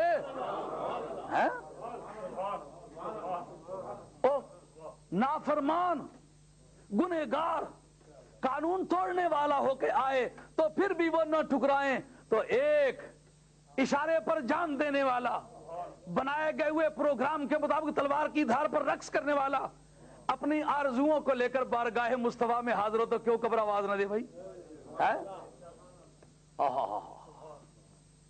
اس مقام پر حضرت امام جنت مقام سرکار کی قبر سے لپٹے تو سو گئے. کس کتاب نے لکھا؟ کسی بھی نہ نے لکھا ہو. مسلمانوں میں مشہور ہے کہ نہیں؟ جس طرح نجاشی کے مزار پر نور کا ہونا مسلمانوں میں مشہور ہونے کی وجہ سے سند ہے، تو امام حسین جتنی شہرت تو نجاشی کی نہیں ہے، نہ اس کے قبر کے نور کی شہرت ہے. آئیے ابوالکلام آزاد نے جو مضامین آزاد لکھے اس کے اندر لکھا ہے کہ دیکھا نبی پاک علیہ الصلوۃ والسلام ہے، آنکھ لگ گئی اس کے کئی معنی ہیں. آنکھ لگ گئی تو کیا دیکھتے ہیں کہ محبوب کبریا صلی اللہ تعالی علیہ وآلہ وسلم ہے، اور فرماتے ہیں منہم من قضا نحبہ ومنہم من ينتظر. بعض تو اپنی قربانیاں پیش کر چکے ہیں اور بعض انتظار کر رہے ہیں. بعض اپنی قربانیاں پیش کر چکے ہیں، بعض انتظار کر رہے ہیں. یہ موقع ہے جو تحقیق مانگتا ہے کہ کیا حضرت کا آپ مزار کے پاس جا کے اس طرح کی اطلاعات پانا یہ ممکنات میں سے ہے؟ ہاں یہ ممکنات میں سے ہے. مشکات شریف کتاب الکرامات اس کے اندر لکھا ہے، جناب سیدہ عائشہ اس کی راویہ ہے. میں آپ کو واقعات ضرور سناؤں گا لیکن ساتھ ساتھ میں اس کو تحقیق کے پیمانے پر تولتا چلتا ہوں، کیونکہ کچھ طبقے کو یہ خیال ہے جناب یہ باتیں گھڑی ہوئی ہیں. نہیں صرف انصاف سے سوچنے والی بات ہے. حضرت سیدہ عائشہ راویہ ہیں، فرماتی ہیں کہ سرکار کا جب انتقال ہوا تو ہم سب میتوں کے کپڑے اتار کے ان کو غسل دیا کرتے ہیں. سوال اٹھا کہ اب سرکار کا کرتا مبارک اتاریں، سرکار کو بے حجاب کر کے غسل دے کہ نہ دے؟ اس میں اختلاف ہو گیا. ایک طبقہ کہتا ہے کہ کسی ایک آدمی کا کرتا بھی اتارے بغیر غسل سرکار کے دور میں نہیں دیا گیا. تو جب اس کی ایک بھی پریسیڈنٹ موجود نہیں ہے، سرکار نے نہ فرمایا ہے نہ اجازت دی ہے، نہ کرتے کو دیکھ کر کے سرکار نے خاموشی اختیار کی ہے، نہ خود اپنے عمل سے کسی کو تعلیم دی ہے، تو پھر بتاؤ کس دلیل سے ہم کرتا نہ اتاریں؟ جی اب یہ جو حاج کا سوال ہے کہ قرآن میں ہو موجود، حدیث میں ہو موجود، قرآن کا دور بھی ختم ہو گیا، حدیث کا دور بھی ختم ہو گیا، اب کس طرح فیصلہ ہو؟ بات سمجھ آئیے؟ اب پتہ چلا نا کہ کوئی باتیں صرف امام حسین ہی اس جھگڑے میں نہیں ہے اور بہت ساری باتیں ہیں. اگر باقی ساری باتیں طے ہو گئی، ایک حسین والا جھگڑا رہ گیا. حضرت سیدہ عائشہ فرماتی ہے کہ جب یہ جھگڑا چل نکلا تو اچانک سب پر نیند طاری ہو گئی اور سب کی ٹھوڑیاں ان کی پیشانیوں پر چلی گئی. مشکات شریف ہے، علامہ ولی الدین تبریزی کی لکھی ہوئی ہے، شافعی المذہب ہیں، وہ خلاصہ حدیث سمجھی جاتا ہے. 737 میں ان کا انتقال ہوا ہے. آج تمام طبقے جو اہل سنت والجماعت ہے سب کے ہاں معتبر ترین کتاب ہے، اس کے اندر لکھا موجود ہے۔ جناب سیدہ عائشہ فرماتی ہیں سب کو اونگ آ گئی، سب کی ٹھوڑیاں ان کی پیشانیوں پر چلی گئی، اور مکان کی طرف سے ان کو آواز آ رہی ہے، کوئی کہنے والا کہتا ہے کہ کرتا اتارے بغیر اس کو تم غسل دو۔ سرکار کی ناش تو سامنے پڑی ہوئی ہے نا۔ اب وہ بیت کی طرف سے کون کہتا ہے؟ معلومہ حسین جس کا اہل بیت ہے، اس بیت کو باتیں کرنے کی عادت ہے۔ یہ تو بیت کا آل ہے نا، اہل البیت وہ بیت ہے۔ ہاں جی، اب جناب اس پر کسی کو اعتراض ہوا، بیت نے آواز دی کہ کرتا نہیں اتارنا، چنانچہ اس پر عمل ہوا، ایک آدمی نے اختلاف نہیں کیا۔ اگر بیت آواز دے تو اس کو دین کی آواز سمجھ کے اس پر عمل کیا جائے، اور قبر مصطفیٰ آواز دے تو پھر اس کو سرکار کی آواز کیوں نہ سمجھا جائے؟ ہے نا، سمجھ میں آ رہی ہے نا بات؟ ہاں، اب آگے چلیے۔ نبی کریم علیہ الصلوۃ والسلام کی بارگاہ سے فارغ ہو کر اب گھر کی طرف واپس لوٹتے، گھر اور حضور کی بارگاہ بالکل متصل ہی ہے نا، دور تو ہے نہیں۔ واپس آتے ہیں، تیاری پکڑتے ہیں، اور جانوروں پر سامان لادا جا رہا ہے۔ حضرت سیدہ سغرا گھر کے طور بدلے ہوئے دیکھ کے کہتی ہیں امی جان یہ کیا معاملہ ہے؟ آج کچھ سارے بدلے ہوئے نظر آتے ہو، مجھ سے کوئی نہیں دلچسپی لیتا، کوئی دلچسپی کی بات نہیں کرتا، سب پر تیاری کے آثار نظر آتے ہیں۔ حضرت علی اکبر پاس سے گزرے تو دامن سے پکڑ لیا، بخار آ رہا ہے، لرزتے ہوئے ہاتھوں سے، بھیا کہاں کی تیاری ہے؟ بھیا تمہارے ہاتھ میں ایک دو مرتبہ میں نے تلوار دیکھی ہے، خیریت ہو؟ کہاں کی تیاری ہے، کیا معاملہ ہے؟ اب وہ کہتے ہیں ذرا انتظار کر جو بھائی بہن تجھ سے بات کرتا ہوں، لیکن آنکھوں میں آنسو آ جاتے ہیں، منہ دوسری طرف کر کے کہتے ہیں سورا اس وقت مجھے کوئی جلدی کام ہے، مجھے چھوڑ دو، میں بعد میں بات کرتا ہوں۔ ان کو چھوڑا، جناب سیدہ سکینہ گزر رہی تھی، ان کو پکڑ لیا، بہن آج کیا بات ہے، کوئی مجھ سے بات نہیں کرتا، قصہ کیا ہے، کہاں جا رہے ہو؟ اب تھوڑی دیر میں کیا دیکھتی ہیں کہ وہ چھوٹا سا ہنڈولا جو گاہے گاہے حضرت امام علی اصغر کے لیے استعمال ہوتا تھا، اس کو لا کے سامنے سین میں جو رکھا، ان کا آج تمہارے حالات میں بڑی غیر معمولی تبدیلی نظر آ رہی ہے، مجھے بتاؤ تو صحیح کہاں جا رہے ہو؟ اس وقت حضرت امام عالی مقام کہتے ہیں ذرا اس سے بچ کے تیاری کرو، اگر اس نے تمہاری تیاری کا منظر دیکھ لیا تو ہمیں پریشان کرے گی۔ ہائے ہائے، حضرت سیدہ کو، جناب سیدہ سغرا کو رونا آیا، کہا اے امی جان، اے جناب سیدہ شہربانو کہاں تیار ہو رہی ہو مجھے بتاؤ؟ کہا بیٹی تمہارے ابے کو کوئی ضروری کام پڑ گیا ہے جس کی وجہ سے ابے کو جانا پڑے گا۔ کہا ابے کو جانا ہے تو آپ کیوں ساتھ جا رہی ہیں؟ کہا نہیں میری بھی ضرورت ہے۔ کہا اس کی کیا وجہ ہے کہ آپ کی ضرورت تو ہے لیکن میری ضرورت نہیں ہے۔ کہا بیٹی تم بیمار ہو اس لیے جا نہیں سکتی۔ فرمانے لگی میں بیمار تو ضرور ہوں مگر غیرت مند بھی ضرور ہوں، میں آپ کے ساتھ جائے بغیر رہ نہیں سکتی۔ اے اماں جی مجھے چھوڑ کے نہ جائیو، میں حضرت علی اصغر کے بغیر نہیں رہ سکتی۔ یہ کہہ کے حضرت علی اصغر کو اماں جان سے چھین لیا، کہا اس کو میری گود میں چھوڑو۔ لیکن جو ہی اسے لے کے گود میں رکھتی ہے تو رونا آتا ہے۔ آپ فرماتی ہیں صدقے گئی بس اب نہ کرو گریہ زاری، صدقے گئی بس اب نہ کرو گریہ زاری، روتا ہے میرا اصغر صدا سن کے تمہاری، روتا ہے میرا اصغر صدا سن کے تمہاری۔ کہا امی جان تھوڑی دیر اس کو میری گود میں رہنے دو۔ جب گود میں رکھ کے پیار کرتی ہیں حضرت امام علی اصغر ہونٹے ہونٹے چھوٹے چھوٹے ہونٹ آگے بڑھا کے نا تو رونے والا منہ بناتے ہیں۔ ان کو بھی جدائی کا احساس، بچوں میں نور بصیرت بنسبت بالغوں اور بڑوں کے زیادہ ہوتا ہے، اور اس کا اسلام میں ثبوت موجود ہے۔ کل مولود یولد علی الفطرہ ابواہ یحودانہ او ینصرانہ او یمجسانہ، ہر بچہ خدا سے آشنا پیدا ہوتا ہے، اس کے والدین یا اس کو یہودی بناتے ہیں یا مجوسی بناتے ہیں یا گبر بناتے ہیں یا ترسا، جو بھی بنائیں اس کے والدین بناتے ہیں، وہ خدا سے آشنا پیدائشی طور پر ہوتا ہے۔ अब जनाब सैयदा उसको गोद में रख के प्यार करती हैं। आप फरमाती हैं छुटती है ये बीमार बहन जान गए तुम। हज़रत इमाम अली असगर को रोता हुआ पाया तो कहती हैं, होंठों पे होंठ रख के फरमाती हैं छुटती है ये बीमार बहन जान गए तुम। छुटती है ये बीमार बहन जान गए तुम। असगर मेरी आवाज को पहचान गए तुम। असगर मेरी आवाज को पहचान गए तुम। हाँ? ये जो औलाद वाला उससे पूछो, अगर बच्चा रो ना, कोई 6 साल का 8 साल का, जनाब सैयदा सुगरा चंद रवायात है 6 बरस से 10 बरस की तक आपकी उम्र बताई जाती है। एक बड़ा तबका है जो 10 साल आपकी उम्र बताता है। तो बहन भाइयों में से कोई भी रो, शीरखार बच्चा अपने बहन भाई की आवाज पहचानता है। जो ही रोता देखे तो सबसे पहले वो शीरखार शोर बचाता है। उसको वजह रोने की मालूम नहीं होती क्यों कोई रोता है, मगर रोता हुआ समा देख के बच्चा पहले रोता, उसका दिल साफ होता है, वो दुख सह नहीं सकता।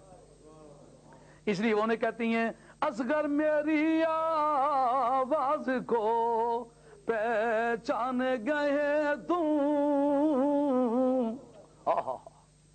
इतने में हजरत अली अकबर रदी अल्लाह ताला अन्हु आते कहते बहन ये भाई दे दो, अम्मा जी अब्बा रो रहे हैं, तो ये उनको उनके हवाले कर दिया जाए। तो जनाब इमाम अली अकबर का हाथ पकड़ के कहती है रुखसारों पे सब के उगने के में सदके, तलवार लिए हाथ में चलने के में सदके। और मेरे भाई तेरे हाथ में तलवार कैसी जचती है, गेसुआ वाले जरा ठहर जा मुझे देख लेने दे, पता नहीं तेरी सुगरा फिर तुझे देख सकेगी या नहीं। और हाथ में लिए तलवार में चलने के में सदके। इमाम एक बार जरा ठहर जाओ, मुझे जी भर के देखने लो, देख लेने दो। हजरत इमाम हुसैन रदी अल्लाह ताला अन्हु फूंक मारते के बुखार आ रहा है। एक मरतबा फूंक जो मारी, हजरत सैयदा की तबीयत जरा संभल गई। कहते अब्बा जी इस तरह की 3 फूंके और मारें तो मुझे भी साथ ले चले। हजरत इमाम जन्नत मकाम कहते हैं बेटी देख, इस वक्त तूने असगर को गोद में रखा, उसे भी बुखार आने लगा। जनाब सैयदा सुगरा समझ गई कि अब मुझे तो ले जाने वाला कोई नहीं। हजरत अली अकबर से कहते हैं कि मैं बाहर निकलता हूं, तू जरा सुगरा का दिल बहला। अब आखिरी लम्हे हैं जरा प्यार तो कर लो। अली अकबर सुगरा देख रही है। अब आखिरी लम्हे हैं जरा प्यार तो कर लो, लेने इन्हें कब आओगे इकरार तो कर लो, लेने इन्हें कब आओगे इकरार तो कर लो। बताओ ना यार, कब लेने आओगे? सैयदा सुगरा को तुम्हारा इंतजार रहेगा। अब लेने आना हो तो फिर तो इकरार हो, लेकिन इस खानदान को झूठे इकरार करने की आदत नहीं। जनाबे सैयदा के इस तरफ से मुंह हटा के कहते हैं बहन ये तुमसे वादा करता हूं इंशाअल्लाह मेरी और तेरी मुलाकात बड़ी दिलचस्प मुलाकात होगी, मेरी तेरी मुलाकात बड़ी दिलचस्प मुलाकात होगी, लेकिन यह कि कब होगी इसका कोई जिक्र न फरमाया। कब मेरी और तेरी मुलाकात बड़ी दिलचस्प होगी। अब बहन को भाई के इन जुमलों की सदा याद रहे, सदा ये जुमले सताते रहे। अली अकबर कह के गया है कि मेरी तेरी मुलाकात बड़ी दिलचस्प होगी, बहन के साथ भाई का वादा, और सुगरा जैसी मासूम के साथ अली अकबर जैसे गैरतमंद भाई का वादा, और सुगरा जैसी बेकस के साथ दियारे पाके मदीना में इमाम हुसैन की मौजूदगी में गुंबदे खजरा के पड़ोस में बैठ के हजरत इमाम अली अकबर का वादा कि मेरी तेरी मुलाकात होगी।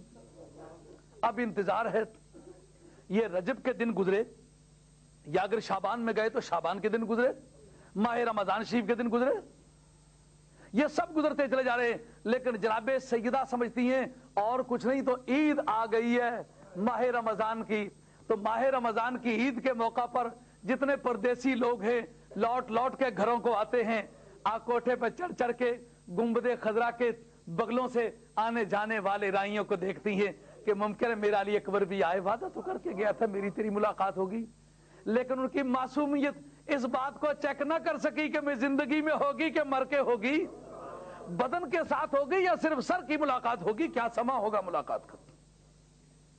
اللہ اللہ اللہ اللہ۔ حضرت امام حسین کے بارے میں پھر تاریخ لکھتی ہے، یہاں سے گنبد خضرا سے روانہ ہو کے تو بقیع شریف سے راستے نکلے۔ اگر آپ کو اتفاق ہو جانے کا تو آپ یہ سمجھیں کہ نبی پاک علیہ السلام کی بارگاہ میں جو باب جبریل ہے نا، اس سے مشرق کی طرف منہ کر کے نکلے اور بقیع شریف کے سامنے سے ہو کے روانہ ہوئے، کیونکہ یہ دراصل آخری الوداعی سلام تھا اپنی والدہ ماجدہ کی قبر اطہر پر کہ اماں جان یہ حسین ہے جا رہا ہے۔ اور دیار پاک مدینہ کی وہ سرزمین کہ آج سے ٹھیک 60 برس پہلے ایک واقعہ اس سرزمین میں پیش آیا تھا، وہ کیا تھا کہ دونوں جہان کے سردار مکے سے روانہ ہو کر کے اس شہر میں داخل ہو رہے تھے، اور کوئی پکارنے والا پکار پکار کے کہہ رہا تھا طلع البدر علینا من ثنیات الوداع، طلع البدر علینا من ثنیات الوداع، وجب الشکر علینا ما دعا للہ داعی۔ محبوب کبریا صلی اللہ علیہ وسلم اونٹنی پر سوار ہیں، سرکار کا یار غار ساتھ ہے، دیار پاک مدینہ کے لوگ باہر نکل آئے ہیں، اور مشکات شریف نے بھی لکھا ہے، مسلم شریف میں لکھا ہے حدیث ہجرت میں صعد الرجال والنساء والغلمان علی سطوح البیوت، مکانوں کی چھتوں پہ لوگ چڑھ گئے، وَكَانُوا يَرْفَعُونَ أَصْوَاتَهُمْ لِسُرُورِهِمْ لِقُدُومِ النَّبِيِّ صلی اللہ علیہ وآلہ وسلم۔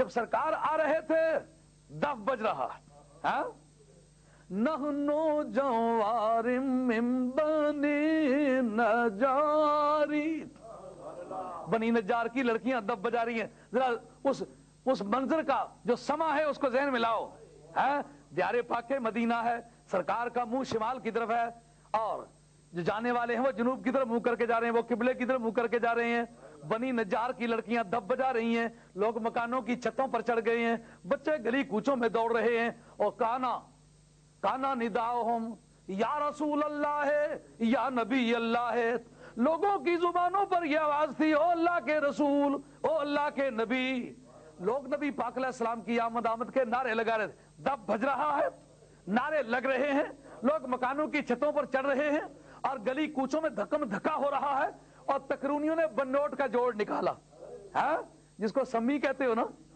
یہ دیار پاک مدینہ کے لوگوں کے ایجاد ہے، بن نوٹ جس کو گتکا کہتے ہو پنجابی میں، یہ لاٹیاں لے کر کے میدان میں نکلے، ادھر دف بج رہا ہے، ادھر نعرے لگ رہے ہیں، ادھر لوگ مکانوں کی چھتوں پر چڑھ رہے ہیں، سرکار جب دولہا بنے ہوئے اونٹنی پر سوار آ رہے ہیں، جس کو سوالانی کہتے ہو، دوست کے ساتھ جو بیٹھتا ہے، تو نبی پاک کا سوالہ ہے، سرکار کا یار غار جو غار میں بھی ساتھ ہے اور مزار میں بھی ساتھ ہے، وہ سرکار کے ساتھ بیٹھا ہوا ہے، کس شان تان سے مدینہ طیبہ میں داخلہ ہو رہا ہے، اور کوئی اونچی جگہ چڑھ کے کہتا ہے طلع البدر علینا من ثنیات الوداع، طلع البدر علینا من ثنیات الوداع، یہ سرکار کی آمد کے موقع پر یہ گیت گایا گیا، طلع البدر علینا من ثنیات الوداع، وجب الشکر علینا مادا للہ دائی۔ آپ جس جس شہر کے رہنے والے ہیں مہربانی کر کے اپنے اپنے شہر کا تصور کیجئے ایک مرتبہ۔ میں جس گاؤں کا رہنے والا ہوں سندھو سیدہ اس گاؤں کا نام ہے، اور ہمارے خاندان میں جب بھی کوئی آدمی رخصت ہوتا ہے، شہر کا کوئی آدمی رخصت ہوتا ہے، تو میرے چچیرے بھائی تھے اور ان کے کھیت میں ایک جو مادہ کیکر ہوتا ہے اس کا ایک درخت ہے جس کو ککری کر کے بلاتے ہیں، تو اس کو کہتے دیوان شاہ اور ککری تک گئے ہیں۔ وہ میرے چچیرے بھائی تھے، دیوان شاہ صاحب ان کا اسم گرامی تھا۔ جب کسی کو رخصت کرنے لگتے تو وہاں تک جایا کرتے تھے، جس وقت کسی کو ریسیو کرنے جاتے تو استقبال کے لیے وہاں تک جایا کرتے۔ اس طرح ہر شہر میں آپ کے گاؤں میں بھی کوئی جگہ ہے، جب کوئی بیٹا آیا ہے نا نوکری سے جانے لگا ہے تو گھر سے سامان لے کے چلا نا، تو ماں کہتی بیٹے میں آگے تک چلوں، اور کہتا اماں آپ سامان میں نے اٹھایا میں جا رہا ہوں، کہتے نہیں بیٹے میں تو جائے گا تو میں پشت کی طرف سے دیکھوں گا۔ یہ ماں جانتی ہے یہ معاملہ کیا ہے۔ بہنیں کہتی ہیں بھیا اب ہم زیادہ دور تک تو نہیں جا سکتے، جہاں تک نظر آتے ہو بھائی ہمیں ذرا سامنے والے رہتے۔ تو ہر گاؤں میں کوئی نہ کوئی جگہ ہوتی ہے جہاں سے لوگ الوداع کہتے وقت وہاں تک جاتے ہیں، یا کسی کو ریسیو کرنا ہو تو استقبال کے لیے وہاں تک چلے جاتے ہیں۔ سمجھا کی بات؟ اب دیار پاک مدینہ میں سنیت الوداعی اس جگہ کا نام ہے جہاں سے اس رخ پر کسی کو الوداع کہنے جائیں تو وہاں تک جاتے، کسی کو ریسیو کرنا ہو استقبال کے لیے جائیں تو وہاں تک جاتے۔ اب کہنے والا کہتا ہے طلع البدر علینا من ثنیات الوداع وجب الشکر علینا ما دعا للہ داعی۔ امام جنت مقام کے روانہ ہونے والی تاریخ کو ٹھیک 60 برس اس واقعے کو ہو گئے تھے جب دونوں جہان کا میر و مختار، سارے نبیوں کا شہنشاہ، اللہ تعالیٰ کی رحمت کا چاند بن کے سنیات الوداعی کی پہاڑیوں سے نمودار ہو رہا تھا۔ آج اس کے 60 دن بعد امام حسین پر وہ وقت آ رہا ہے کہ آج دیار پاک مدینہ سے رخصت ہو رہا ہے، جہاں سے وہ چاند طلوع ہو رہا تھا وہاں یہ چاند ڈوب رہا تھا۔ اس کے آتے وقت لوگ گیت گا رہے تھے، لیکن اس کے جاتے وقت ماں کی قبر تک خاموش تھے۔ یہ امام حسین کی روانگی کا وقت ہے۔ یہاں سے لے کر روانہ ہوئے، منزل بمنزل چلتے چلے گئے، دیار پاک مکہ میں جا پہنچے۔ مکہ میں پہنچ کے تو اب یہ سوال اٹھتا تھا کہ مکے میں کہاں ٹھہریں گے، کیا ہوگا؟ لیکن یاد رکھیے ہماری جو آرکیالوجی ہے یہ بتاتی ہے کہ سرکار کے فتح مکہ کے بعد سرکار کا مولد شریف جہاں سرکار پیدا ہوئے تھے وہ جگہ پھر نبی پاک علیہ السلام کے قبضے میں آئی، اور جس مکان مبارک میں سرکار نے دکھوں کے دن گزارے تھے ہماری نانی صاحبہ کا وہ مکان تھا، جناب سیدہ خدیجہ الکبریٰ کا۔ آج بھی جہاں آپ گئے ہوں گے تو جہاں اور برقع پوش عورتیں بیٹھ کے کپڑا بیچتی ہیں نا، یہ جس طرح ابو جیل کے گھر کے اوپر بیت الخلاء بنے ہوئے ہیں، یہ بہت کعبہ شریف کی نمبرداری اس کے پاس تھی نا۔ کبھی بڑے بڑے بے ایمانوں کو بھی یہ موقع ملتا ہے، اندر سے رہ نہیں رکھا ہوا ہونا کعبہ، لیکن اوپر سے نمبرداری ان کی ہوتی ہے۔ تو اس کے گھر کے اوپر جو ہے وہ بنے ہوئے ٹائلٹ، ویسے ایسے بے ایمان کا ڈھانچہ تو بدر میں ہے، وہ جو کلیب بدر ہے نا، بدر کے کنویں میں اس کا ڈھانچہ ہے، مگر گھر اس کا یہاں تھا۔ جس جگہ اس کا گھر تھا، جس گھر میں بیٹھ کے نبی پاک علیہ السلام کے خلاف منصوبے ہوتے تھے، اس گھر کا حشر یہ ہے کہ دنیا بھر کے لوگ کروڑوں روپے خرچ کر کے کسی جگہ سجدہ کریں، کسی جگہ خوشبو لگائے، لیکن ابو جیل کے گھر میں جو کچھ جا کے کرتے وہ ساری دنیا کو پتا ہے۔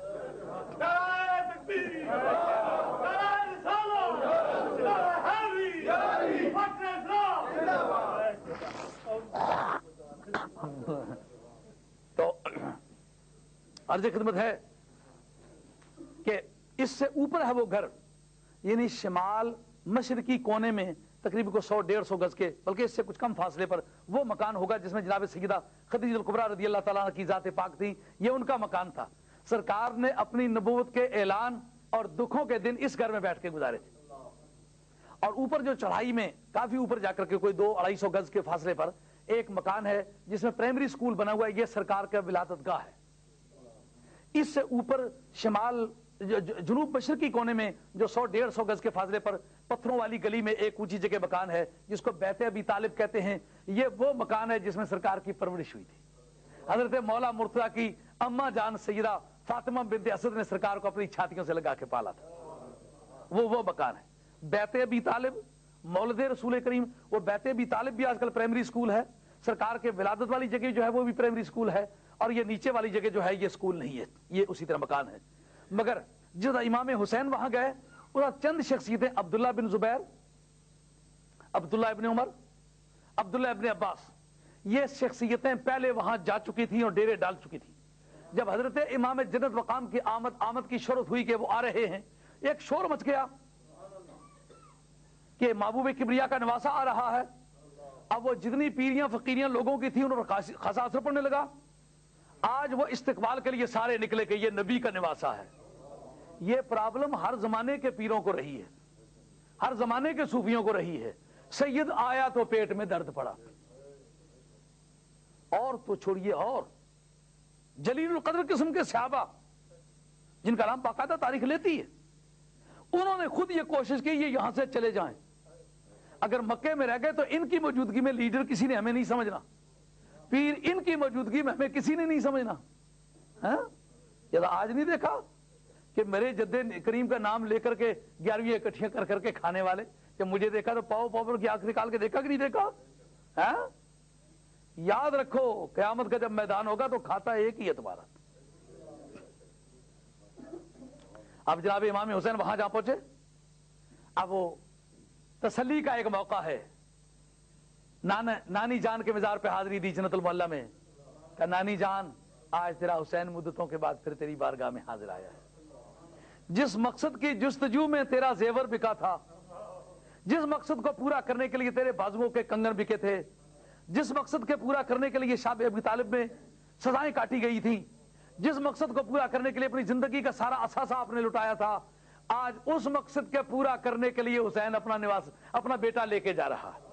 علی اصغر لے کے جا رہا ہے, علی اکبر لے کے جا رہا ہے, قاسم لے کے جا رہا ہے, شہربانو لے کے جا رہا ہے, فاطمہ کبریٰ لے کے جا رہا ہے, سیدہ سکینہ لے کے جا رہا ہے, عباس علمدار مصطفیٰ کے اکھاڑے کے شیر کو لے کے جا رہا ہے. واہ واہ مولا مرتضیٰ تیرے خون پہ قربان. یوسف علیہ السلام کے ستیلے بھائیوں نے اپنے بھائی کو اپنے ہاتھوں سے کنویں میں گرایا تھا. آج عباس بھی حضرت امام حسین کا ستیلا بھائی ہے, لیکن بتایا کہ اس تاریخ کو مٹا کر ایک نئی تاریخ لکھیں گے. دنیا یاد کرے گی کہ پیغمبروں کے گھروں میں پیدا ہونے والے ستیلے ستیلے تھے, مگر علی کے گھر میں پیدا ہونے والے ستیلے ستیلے نہیں.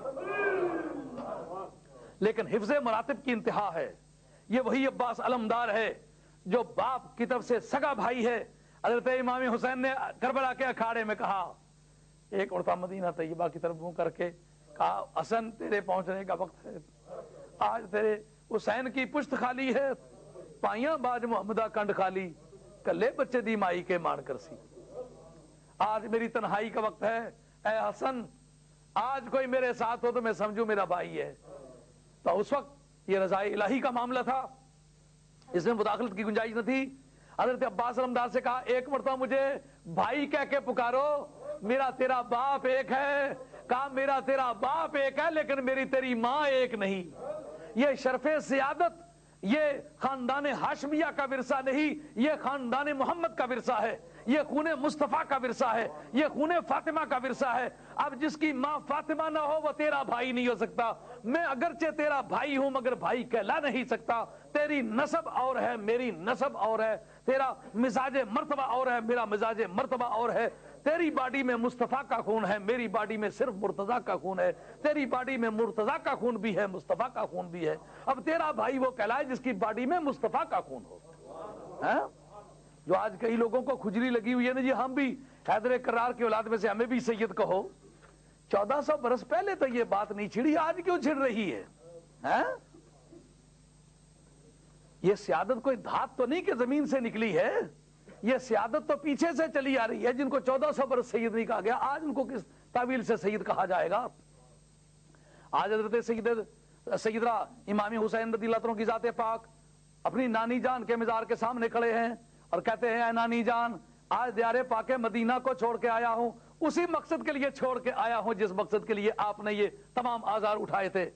مگر تسلی ہے کہ چلو اماں کو چھوڑ کے آیا ہوں, اماں کی اماں تو ہے. سرکار کے گنبد خضرا کو چھوڑ کے آیا ہوں پر سرکار کی ولادت گاہ تو ہے. سرکار کا کمرہ چھوڑ کے آیا ہوں, سرکار کی جائے پرورش تو ہے. سرکار دو عالم علیہ الصلوۃ والسلام کی بارگاہ چھوڑ کے آیا ہوں لیکن سرکار دو عالم علیہ السلام کی قیام گاہ تو میرے پاس ہے. دن گزرنے لگے اور آمد و رفت ہونے لگی, خطوط کوفے سے ملنے لگے. آج یہ بات بھی بڑی سمجھنے والی ہے, وہ جو خط لکھتے تھے اپنا مذہب کیا سمجھ کے لکھتے تھے؟ ان کی اس وقت اگر اس وقت کا قانون سے پوچھے کہ تم کون ہو تو وہ اپنے نام کے ساتھ شیعہ کی تعبیر کرتے تھے, ہم شیعان علی میں سے. تو پھر بعد میں ان کو شہید کرنے کا, ان پر ظلم و ستم کرنے کا, ان کو ساتھ ہر طرح کے جور و جفا کو روا رکھنے کا کام کس نے کیا؟ انہیں نہیں کیا جنہوں نے خط لکھا تھا. تو اگر خط لکھتے وقت وہ اس مذہب کے لوگ تھے تو مارتے وقت بھی تو اسی مذہب کے لوگ تھے. یہ بات تو بڑی آسانی سے سمجھ میں آتی ہے کہ یہ کردار کس کا تھا. حضرت امام حسین کو خطوط ملنے شروع ہو گئے. خطوط ملے, آپ نے کہا بہتر ہوگا کہ اے امام مسلم تم جاؤ, جا کے حالات کا جائزہ اپنی آنکھوں سے لو. گئے, حالات کا جائزہ لیا اور ہزاروں کی تعداد میں آپ کے دستے اکبرست پہ بیعت ہوئے اور امام حسین کی رضی اللہ عنہ کی ذات پاک کی طرف سے انہوں نے ان سے بیعت لی. اور بیعت لینے کے بعد خط لکھے, اور خط لکھے تو کیا کہا کہ جلدی پہنچو, حالات بڑے سازگار ہیں. اب شام کی طرف جانا تھا, شامی لوگوں سے مقابلہ تھا, یزید کے ساتھ تصادم لینا تھا, اس کے لیے اڈا وہ چاہیے تھا جو قریب ترین ہو, وا دلیرو وا بہادرو. جو مقابلہ مدینہ طیبہ میں محفوظ رہ کے کیا جا سکتا تھا وہ کئی ہزار میل کی دوری پر آگے دشمن کی طرف بڑھ کے تو نہیں کیا جا سکتا تھا. مگر شیر ببر کی عادت ہے, جہاں سے ڈز کی آواز آئے وہاں جاتا ہے مرے یا جیے. تو کربلا شریف چلے جانا یہ تحفظ دینے کے ارادے سے نہیں بلکہ یادگار حیدری کو قائم رکھنے کی بات تھی کہ میرے والد محترم نے پوری زندگی میں اکھاڑے میں کسی پر وار نہیں کیا, لیکن پہلے موقع دیا پھر دوسرا وار کرنے بھی زندگی میں نہیں دیا. اور بدر کے اکھاڑے میں دشمن اپنی لکیر تک نہیں آنے پایا تھا, مولا مرتضی اپنی لکیر پھاند کے دشمن کے اکھاڑے میں کھڑے تھے. تو ولید جو رستم عرب تھا وہ کہنے لگا میں حیران ہوں کہ ایک آدمی جس نے پہلے جنگ دیکھی ہوئی نہیں مجھے وہ گاجر مولی سمجھ کے میدان میں آ گیا. لیکن مولا مرتضی نے اکھاڑے میں کھڑے ہو کے کہا بات کرو, کیا کرنا چاہتے ہو؟ انہوں نے کہا بتاؤ ہو کون؟ کہا مجھ سے نہ پوچھو میں کون ہوں. انا الذی سمتنی امی ادرا, انا الذی سمتنی امی ادرا. ہاتھ میں وہ ذوالفقار ہے جس کی شان میں سرکار فرماتے ہیں لا فتح الا علی لا سیف الا ذوالفقار. ذرا بختر وہ ہے جو سرکار نے خود پہنائی ہے, نیچے قمیص وہ ہے جو حضرت سیدہ خاتون جنت نے اپنے ہاتھ سے سیکھے مولا مرتضی کو پہنائی. کیسا وہ حسین سیٹ ہے, تلوار سرکار کی دی ہوئی اور ذرا بختر سرکار کی پہنائی ہوئی اور قمیص جناب سیدہ خاتون جنت کے ہاتھ کی سی ہوئی, اور عریش بدر میں بیٹھے ہوئے سرکار کہتے ہیں گھبرانے کی کوئی بات نہیں, دشمن کو للکارو, دور دراز کے گوشوں سے نکال کے میدان میں لاؤ, آج وقت ہے حق اور باطل کی تمیز کے کرنے کا. اے مولا مرتضی خدا تیری حمایت کرے گا. لا فتح الا علی لا سیف الا ذوالفقار. کیا خوبصورت منظر ہے. سرکار عریش بدر میں ہے, 970 دشمن مقابلے میں کھڑا ہے, 313 مٹھی پر ادھر ہیں, لنگڑے گھوڑے 2-3, ٹوٹی پھوٹی 4-6 تلواریں, فاقہ مستی, تہی دستی, کپڑے پھٹے ہوئے, جوتے ٹوٹے ہوئے, لیکن سروں سے کفن باندھے ہوئے میدان میں کھڑے ہیں. فرنٹ پر جو گیا وہ حسین کا ابا ہے, جس کی تلوار کی مار سہ کے زندگی میں کوئی پاؤں پہ کھڑا نہ رہ سکا, وہ حسین کا ابا ہے. دشمن پوچھتا ہے کہ کون ہے, کہا میری بیک گراؤنڈ مجھ سے نہ پوچھو میں کون ہوں. انا الذی سمتنی امی ادرات, درغم آجام ولکن کسورا، اور گھروں کو لٹانا، جانوں کو قربان کرنا ہمارا خاندانی شعار ہے، ہماری امتیازی علامت ہی یہی ہے۔ جیسا لوگ الیکشن لڑتے ہیں نا، کسی کا گھوڑا علامت ہے، کسی کا چھاتا علامت ہے، کسی کا پھول علامت ہے، کسی کی لالٹین علامت ہے، کہا ہم جو خاندان نبوت ہیں، گھر لٹانا، جان دینا، یہ ہماری علامت ہے۔ سمجھ میں آ رہی ہے سارے سیدوں کو بھی یہ بات؟ گھر لٹانا جان دینا کوئی تم سے سیکھ لے۔ آج خاتون جنت کی چار دیواری کی حفاظت کرو، جو خاندان نبوت کے لوگ ہو، آج کے حالات تمہاری غیرت کو چیلنج ہیں، اٹھو، قرآن کو خود سمجھو، حدیث کو خود سمجھو، یہ تمہارے باپ کا ورثہ ہے۔ نظام خانقاہی کو پھر زندہ کرو، پوری امت مسلمہ کی تاریخ نکالو۔ اگر 100 ولی اللہ اپنے وقت میں گزرا ہے تو 100 میں سے 95 سید گزرے، اور ولیوں کا سرتاج ہر دور میں خاتون جنت کی اولاد میں سے گزرا ہے، اور قیامت تک خاتون جنت کی اولاد میں سے رہے گا۔ اگر لوگوں نے تحریری طور پر کسی کی لات پکڑ کے کسی کے اوپر رکھی ہے تو یہ خاص اس جماعت کا یہ اپنا شعور ہے، واقعات کی دنیا یہ نہیں ہے۔ ہر زمانے میں اولیاء اللہ کا سردار اہل بیت میں سے رہا ہے، آج ہے، آئندہ رہے گا۔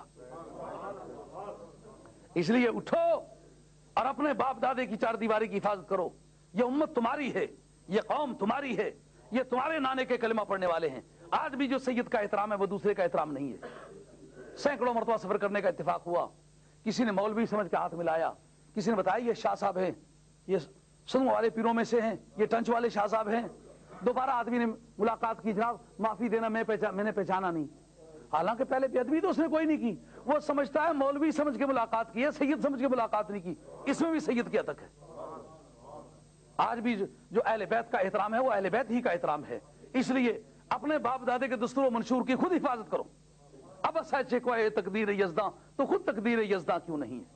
انجینئر بننے کے لیے توانائی خرچ کر رہے ہو، ڈاکٹر بننے کے لیے توانائی خرچ کر رہے ہو، لائر بننے کے لیے وقت خرچ کر رہے ہو، اور سوکار بننے کے لیے وقت خرچ کر رہے ہو، اور دنیا کی کئی چیزوں کو حاصل کرنے کے لیے اپنی صلاحیتیں خرچ کر رہے ہو۔ ایک مرتبہ خاتون جنت کے برقعے کو تحفظ دینے کے لیے اپنی زندگیاں خرچ کرو، مولا مرتضیٰ کی پگڑی کو تحفظ دینے کے لیے اپنا وقت خرچ کرو، حسین کے خون کی عزت کو زندہ رکھنے کے لیے اپنا وقت خرچ کرو، خاندان نبوت کے احساس کو سربلند رکھنے کے لیے اپنا وقت اور اپنی صلاحیت، اپنی ذہانت خرچ کرو۔ یہ وہ وقت ہے، آپ کو حفاظت کرنا پڑے گی۔ سرکار نے یہ فرمایا تھا لِكُلِّ خَلْفٍ مِّنْ أُمَّتِي عَدُولٌ مِّنْ آلِ بَيْتِي، میری امت کی ہر نئی کھیپ کے لیے میری اہل بیت میں سے ایک نیا کھیون ہار نکلے گا۔ اب آپ لوگوں میں سے ضرورت ہے کسی اللہ کے بندے کو اٹھ کھڑا ہونے کی۔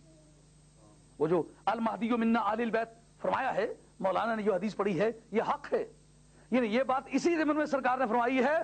یہ کڑیاں چلتے چلتے یہاں تک کہ جو آخری کھیون ہار آئے گا وہ بھی ہم اہل بیت میں سے ہوگا، یہ اس سلسلے میں فرمایا سرکار نے۔ ہر دور میں میری اہل بیت تحفظ دے گی۔ قرآن مجید کے متعلق اور اہل بیت کے متعلق فرمایا لم یتفرقا حتی یردا علی الحوض، میری اہل بیت اور میرا قرآن کبھی آپس میں جدا نہیں ہوں گے، حوض کوثر پر اکٹھے ہی مجھ سے ملے گے۔ تو وہ امام حسین ہیں کہ آج دیار پاک مکہ میں قیام فرما ہے، یہاں سے اس خط کی بنیاد پر روانہ ہوتے کہ جو حضرت امام مسلم نے لکھا ہے۔ اب حضرت امام مسلم کی شہادت میں اس وقت نہیں بیان کروں گا، اس لیے کہ اب وقت چونکہ بہت تھوڑا محسوس کرتا ہوں، صبح آپ لوگوں نے کاموں پر جانا ہے، تھوڑی سی بات کربلا شریف کی آپ کی خدمت عرض کرنا چاہتا ہوں۔ حضرت نے وہاں سے روانگی اختیار کی، لیکن ایک اونٹنی کا سوار وہاں سے چلا، اس نے یہ بتانا تھا کہ امام مسلم رضی اللہ عنہ کی شہادت ہو گئی ہے، لیکن وہ اونٹنی کو چلاتے وقت کہتا ہے یا ناقاتی لا تزعری من زجری وشمیری قبل طلوع الفجر، اے اونٹنی جلدی جلدی چلو طلوع فجر سے پہلے پہلے، حتی تنجلی یا بکریم البحری، تو جو سب سے زیادہ اونچی نسب والا اس تک پہنچنے تک دیر نہ کرو، جلدی کرو۔ جب حضرت امام حسین مکے سے روانہ ہو رہے ہیں، وہ ادھر سے آ رہا ہے، صرف یہ اطلاع ہم پہنچانا چاہتا ہے کہ آپ نہ تشریف لائیں کیونکہ امام مسلم کو شہید کر دیا گیا ہے۔ اب 8ویں ذی الحجہ ہے، لاکھوں کی تعداد میں مسلمان کروڑوں روپے خرچ کر کے مکے شریف میں آ رہے ہیں۔ امام حسین جس کے نانے نے حج کا صحیح تعارف کرایا وہ مکے سے حج چھوڑ کر کربلا کی طرف روانہ ہو رہا ہے. اب اس موقع پر علماء سے استفتاء ہے کہ ایک آدمی جو مکہ شریف میں ہے, حج فرض کر چکا ہے, 57 برس اس کی عمر ہے, اب اسے کربلا میں جانا چاہیے یا مینا میں جانا چاہیے؟ کیوں بھائی, سوال سمجھ میں آیا ہے نا بات؟ جلے 4 پیسے ڈانگ چاہیے جے پر مسیتیاں میں مکھیاں پہ پنکڑیاں, مدرسے بھکھے پہ مرنے, اور بچیاں جڑیاں سکھاں نال پہ جانیاں, جاکت جڑے وہ عیسائی عورتیں دوائی پہ پھرنے. ایسے وقت پیسے مشن پر خرچ کرنے بجائے رسلنگ لگی, وہ فلانے چودھری 10 حج کری ہے, میں ہوں یار آنا کرنا تو بچنا نا. مائیاں آنیاں میں 8-9 حج کیتے, پر گمانڈ نسل جڑی ہے وہ 2 حج اور کری آئی ہوئی ہے. ایک کیسا حال ہے کوئی گرو سی نے بھی ایک کیسا حال ہے 2 حج کری آئی ہے. حج فرض تو کر لیا ہے, لیکن حج نفل کے مقابلے میں تو اب مسجدوں پر پیسہ خرچ کرنا, مدرسوں پر پیسہ خرچ کرنا, کتب خانوں پر پیسہ خرچ کرنا, نئی نسلوں کو تباہی سے بچانے کے لیے پیسہ خرچ کرنا, یہ زیادہ ضروری ہے. یہ جو حجوں کی رسلنگ لگی ہوئی ہے نا, وضو نے فرض نہیں پتا, حج 12 کیتے ہوئے, یہ نہیں پتا وضو پجنا کہڑیاں گلاں نال تے جڑنا کہڑیاں گلاں نال, حج کیتے گئیاں اتھا تک وہ شاپنگ چند مرتبہ بھی اللہ تعالیٰ موقع دیتا حاضری نا جناب زندگی کا کلمہ نہیں پڑھیا نا, شاپنگ نے ٹھڑکے نال گئی ہوئی ہیں. چلو آج فرض تو ضرور کرنا چاہیے سارے مسلمانوں کی جتنے بھی عقل بالغ ہے, لیکن جناب جی شاپنگ ہے وہ بھی اتنے کچی کرنی, گھروں کڑے لائی کسی تو 35 تولیا نے بنائی تھی کریش نے, اس کی سمنا حج کرن گئی سی وہ 10 کری آئی, میں 12 کری, ایک سال ہے 3 حج, یہ رفتار آسانی تک زندگی ایک سال ہے 2-2 3 حج کر رہنا جو پروگرام ہے. امام حسین کو حج کا زیادہ اطلاع ہے یا مجھے اور آپ کو زیادہ اطلاع ہے؟ آپ اس کے احکام کو زیادہ سمجھتے ہیں, میں آپ اس کے احکام کو زیادہ سمجھتا ہوں. حضرت امام حسین جو دین کے بہت رازدار ہیں اور دین کے ہیڈ آف دی ڈپارٹمنٹ ہیں, آپ کے وقت میں خدا کے کاغذات میں امام حسین جیسا کوئی عالم نہیں, امام حسین جیسا کوئی دیندار نہیں, امام حسین جیسا کوئی امام نہیں, امام حسین جیسا کسی کا مرتبہ نہیں, نہ عرب میں, نہ عجم میں, نہ مشرق میں, نہ مغرب میں. تو سب سے بڑا عالم, سب سے بڑا دانا راز. آج تو سمجھتے ہیں شاید امام حسین ایک سیدھے سادے بھولے بھالے ایک سید کا نام تھا جو بالکل کہیں شکار کرتے کرتے کربلا میں چلا گیا. نہیں, امام حسین جس کا نام ہے وہ نبی پاک علیہ السلام کی نبوت یونیورسٹی کا سرٹیفکیٹ ہولڈر ہے, جس نے سرکار کی گود میں بیٹھ کے پڑھا, سرکار کے کندھوں پہ بیٹھ کے پڑھا, سرکار کی آنکھوں میں آنکھیں ڈال کے پڑھا. ایک مرتبہ دیکھے ایمان کے ساتھ تو صحابی, تو ساری زندگی دیکھے تو پھر 100 بت دیکھا ہو پر پھر سرکار کو دیکھ کے کلمہ پڑھ لے تو پھر صحابی. جس نے بت دیکھا ہی نہ ہو اس کے اسلام کی قیمت, جس نے کفر دیکھا ہی نہ ہو اس کے اسلام کی قیمت, جس نے اگر 1,00,000 چہرے دیکھے ہوں تو 1,00,000 میں سے 2 مرتبہ کسی دوسرے کا چہرہ دیکھا ہو, باقی سارا سرکاری کا دیکھا ہو, خاتون جنتی کا دیکھا ہو, مولا مرتضائی کا چہرہ دیکھا ہو, اس کے ایمان کی کیا قیمت ہے؟ یہ تو کوئی سرکار کی طرف دیکھے, جب سرکار مڑ کے دیکھ لے نہ نظر آئے تو پوچھے فاطمہ حسین کہاں ہے؟ جی حضور سو رہا ہے. اچھا کہاں سو رہا ہے؟ وہاں سو رہا ہے, تو سوتے کو جا کے پیار کریں.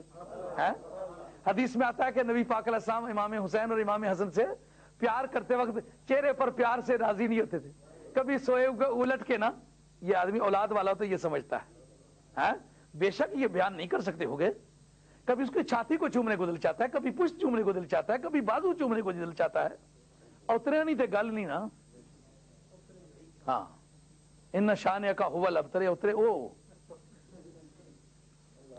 جو اولاد والا یہ بات سمجھتا ہے, کوئی سرکار کو دیکھے ایمان کے ساتھ تو وہ صحابی ہے. سرکار کسی کو دیکھیں نظر نہ آئے تو ڈھونڈیں, ڈھونڈ لیں تو جی نہ بھرے, سر سے پاؤں تک پیار کریں, داڑھی پکڑ لے. حضرت امام حسین نے حضور کی داڑھی پکڑی ہوئی ہے, تو جناب سیدہ آ کر کے حضرت امام حسین کو ہاتھ کو پکڑتی ہیں کہ میں اس ہاتھ چھڑاؤں. حضرت نے فرمایا کہ فاطمہ حسین کے ہاتھ کو نہ جڑیے, اس کو تکلیف پہنچے گی. اے محبوب کبریا، تو اپنی داڑھی کو خطرے میں دیکھے پر حسین کے ہاتھ کے خطرے کو نہ قبول کرے۔ جب آپ کے نواسے کی ناش پر گھوڑے دوڑائے گئے ہوں گے اس وقت آپ کی طبیعت پہ کیا بیتی ہوگی؟ اے کافروں کی بیٹیوں کو دیکھ کر پسیج جانے والے، حاتم طائی کی لڑکی حضور کی بارگاہ میں پیش کی گئی تو سرکار نے اٹھ کے چادر اپنی اس کے سامنے کر لی۔ صحابہ نے پوچھا یا رسول اللہ آپ نے کیوں چادر ایسے کی ہے؟ فرمایا یہ بیٹی ہے کسی کی۔ انہوں نے عرض کیا یا رسول اللہ یہ کافر کی بیٹی ہے۔ فرمایا کافر کی صحیح پر بیٹی تو ہے۔ چون نبی دکھ ترک بے پردہ دید، چادر خود پیش روئے او کشید۔ جب حضور پر نور سرور عالم صلی اللہ علیہ وسلم نے حاتم طائی کی لڑکی کو بے حجاب دیکھا تو اپنی چادر مبارک عنایت فرما کے اس کا پردہ بنایا۔ حضرت امام ابن حجر مکی رحمۃ اللہ کہتے ہیں کہ اے مدینے کے تاجدار، اس وقت آپ کی طبیعت پر کیا بیتی ہوگی جب حضرت سیدہ سکینہ کا دوپٹہ کھینچا گیا ہوگا، جب حضرت سیدہ فاطمہ کبریٰ کو بے حجاب کرنے کی ناپاک کوشش کی جا رہی ہوگی، جب حضرت سیدہ سکینہ کی بالیاں اتاری گئی ہوں گی، جب آپ کافروں کی بیٹیوں کے پردے رکھنے والے ہیں، کافروں کی بیٹیوں کی بے حجابی قبول کرنے والے نہیں، تو آپ کے خاندان کی بیٹیوں کو جب بے حجاب کیا جا رہا ہوگا آپ کی طبیعت پر کیا بیتی ہوگی؟ امام حسین رضی اللہ تعالیٰ عنہ روانہ ہونا چاہتے ہیں مکے سے، لیکن 8ویں ذی الحجہ ہے، 8ویں ذی الحجہ کے موقع پر لوگ حج کرنے کے لیے آ رہے ہیں، امام حسین حج کی جگہ چھوڑ کے جا رہے ہیں۔ کیوں؟ کہ لوگ احرام باندھ کر کے جا رہے ہیں، احرام باندھ کر کے طواف کر کے مینا میں حاضری دے رہے ہیں۔ آج امام حسین بھی احرام باندھ رہا ہے، لیکن تم حج کے لیے باندھ رہے ہو، میں شہادت کے لیے باندھ رہا ہوں۔ تمہارے لیے مینا ہے اور میرے لیے کربلا ہے۔ تم مینا میں چل کے قربانیاں دو گے، میں کربلا میں چل کے قربانیاں دوں گا۔ تم چل کر کے دمبوں کی قربانیاں دو گے، میں حضرت علی اصغر کی حلقوں میں معصوم کی قربانی دوں گا۔ یہاں بازار لگے گے، لوگ سامان بیچیں گے، میرا بھی بازار کربلا میں لگے گا، میں بھی سامان بیچوں گا۔ تم دکانوں پر بکنے والا سامان بیچو گے اور میں جانوں کا سامان بیچوں گا۔ یہاں دنیا دار خریدار بن کر کے آئیں گے، وہاں پر پروردگار خریدار بن کے آئے گا، وہاں میرا مولا خریدار ہوگا۔ ان اللہ اشتری من المؤمنین انفسهم واموالهم بان لهم الجنہ۔ وہاں یہاں لوگ پیسے دیں گے، وہاں جنت ملے گی۔ تم بھی یہاں پانی پیو گے لیکن زمزم کا پانی پیو گے، میں وہاں پیوں گا پر شہادت کا پانی پیوں گا۔ تم یہاں پینے کے بعد پھر تمہیں پیاس لگ سکے گی، لیکن جو پانی میں پیوں گا اس کے بعد کبھی پیاس میرے خاندان کے قریب سے بھی نہیں گزر سکے گی، وہ ایسا پانی ہے۔ امام حسین روانہ ہوئے، منزل و منزل چلتے چلے جا رہے ہیں، اور آپ چل کر کے میدان کربلا میں محرم شریف کے 7 تاریخ کو، تفصیلات میں کچھ اختلاف ہو، 7 کی بجائے پہلے یا 7 کی بجائے بعد، لیکن مشہورات میں یہی ہے کہ 7ویں محرم شریف کو آپ جا کے کربلا شریف میں ڈیرے ڈالتے ہیں، اور حضرت کے خیمے بڑے مناسب جگہ لگا دیے گئے، اور خیموں میں مختلف طرح کی میٹنگز ہونے لگیں، آپ کے دوستوں کے ساتھ گفتگو الگ ہونے لگی۔ لیکن یہاں سے جاتے وقت تو بڑی تعداد تھی، لیکن جو پتہ چلتا گیا نا کہ خطرہ بڑھتا چلا جا رہا ہے، یا پہلے تو سمجھتے تھے نا کہ یہ جا رہے ہیں کوفے میں چل کے حکومت بنے گی، ہم ان کے ساتھ رہیں گے اور ہمیں عہدے ملیں گے، ہمیں مرتبے ملیں گے، ہمیں جاگیریں ملیں گی، اس خیال سے تو بہت سارے لوگ ساتھ ہو لیے۔ لیکن جو پتہ چلتا گیا کہ آگے تو چل کے جان دینی ہوگی، تو پھر بہت ساروں کی پیری مریدی ڈھیلی ہونے لگی، بہت ساروں کے رشتوں کی گانٹھیں لوز ہونے لگی، اور رفتہ رفتہ چھوڑ چھڑا کے محدود چند ساتھی رہ گئے، اور جو خاندان نبوت کا خون تھا وہ ساتھ رہ گیا۔ سیدہ فاطمہ کبریٰ ساتھ ہے، سیدہ سکینہ ساتھ ہے، سیدہ زینب ساتھ ہے، اونو محمد جو مدینہ سے شریف سے چلتے وقت ساتھ نہیں تھے، مکے میں آ کے پہنچے تھے، وہ ساتھ ہیں، حضرت عباس علمدار ساتھ ہے، حضرت قاسم ساتھ ہے، امام حسن کے صاحبزادے، حضرت علی اکبر ساتھ ہے، اور چند ساتھی آپ کے ساتھ ہیں۔ جب ڈیرے چل کر کے ڈالے تو اب بدنصیبی دیکھو عمر ابن سعد کی، 25,000 آرمی لے کر دشمن کی طرف سے آ کے دریائے فرات پر انہوں نے ڈیرے لگا لیے۔ ڈیرے وہاں لگانے کی بنیاد کیا ہے؟ وہاں ڈیرے اس لیے لگائے کہ حسین کے ساتھ ہونے والی ہے جنگ، جب تک پانی ان پر بند نہ کر دیا جائے، جب تک پیاس کی مار انہیں نہ دی جائے، اس وقت تک لڑنا ممکن نہیں۔ یارو آدمی تو گنتی کے 72 سب مل ملا کے بنے آخر تک، تو 72 آدمیوں کے ساتھ مقابلہ ہے، 25,000 آدمیوں کو کیا پریشانی ہے؟ جو 72 آدمی ہیں وہ بے سر و سامان ہیں، فاقہ ہیں، مسافر ہیں، پردیسی ہیں، ملک کی سرحدوں سے نکل آئے ہیں، وہ حجاز کے رہنے والے، یہ عراق کا علاقہ ہے، یہاں ان کا کوئی آشنا نہیں بستا۔ ایک اپنے ابا جی کی قبر شریف ہے، وہ نجف اشرف میں ہے، وہ پہاڑوں کے دامنوں میں سو رہے ہیں۔ اب یہاں تو ان کا کوئی پوچھنے والا نہیں، تو ان کے ساتھ جنگ کرنے کے لیے پانی کو بند کرنے کی کیا ضرورت ہے؟ آج ان پر پانی بند ہو رہا ہے، جنہیں قیامت کے میدان میں سب کو پانی پلانا ہے۔ اور حوض کوثر پر حضرت مولا مرتضیٰ فرماتے ہیں، قاسم کوثر کے ساتھ میں ہوں گا، کوثر کے جام میں تقسیم کروں گا۔ قرآن عظیم نے ایک مقام پر کہا، وَقِفُهُمْ إِنَّهُمْ مسئولون۔ قرآن عظیم کی جو سیاق و سباق ہے اس میں یہ کفار کی حالت معلوم ہو رہی ہے کہ جب دوزخ میں ڈالے جانے لگیں گے تو ان سے پوچھا جائے گا۔ اس پر حضرت امام ابن حجر مکی جیسے ذمہ دار آدمی نے سوائے کے مورکے میں لکھا ہے کہ ان سے کیا پوچھا جائے گا؟ ان حب علی، پوچھا جائے گا کہ مولا مرتضیٰ سے پیار کرنے والے لوگوں کے نہیں؟ یارو جہنم تو واجب ہو چکی ہے، بو آ رہی ہے اس بات کی کہ اگر حب علی ملتی ہو تو بچت کا کوئی راستہ پیدا کر لے۔ اور ایک طبقہ اہل علم نے کہا کہ جب جنت میں جانے لگیں گے تو آخری سوال جنت میں داخلے کے وقت ہوگا، پوچھو حب علی رکھتے ہو کہ نہیں رکھتے ہو؟ حب علی رکھتے ہو تو جا سکتے، نہیں تو واپس کرو۔ ساری خوبیاں پائی گئی ہیں، سارے کمالات پائے گئے، لیکن جنت میں نہیں جا سکتے جب تک حب علی کی مہر نہ لگے، ہے نا؟ حب نبی ہے میرے علی اور میرے علی ہے حب نبی، لحموں کا لحمی جسموں کا جسمی، فرق نہیں ماں بین بیا، کچھ فرق نہیں ماں بین بیا، کچھ فرق نہیں ماں بین بیا۔ پوچھو ان سے علی سے پیار رکھتے ہو کہ نہیں؟ علی سے پیار رکھے تو بات بن جائے گی، دل حیدر دے نظارے کولو رجدائی نہیں، دل حیدر دے نظارے کولو رجدائی نہیں، جڑا علی ولو مکھ موڑے بندہ رب دائی نہیں۔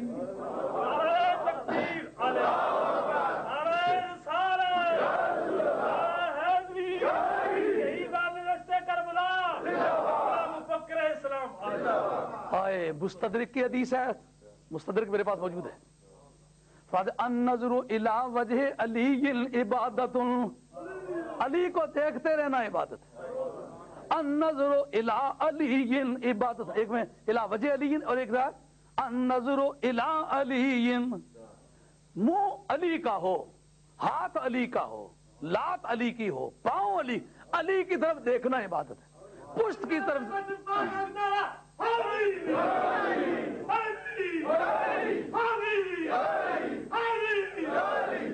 دل حیدر دے نظارے کولو رجدائی نہیں، جڑا علی ولو مکھ موڑے بندہ رب دائی نہیں، جڑا علی ولو مکھ موڑے بندہ رب دائی نہیں۔ فرمایا لا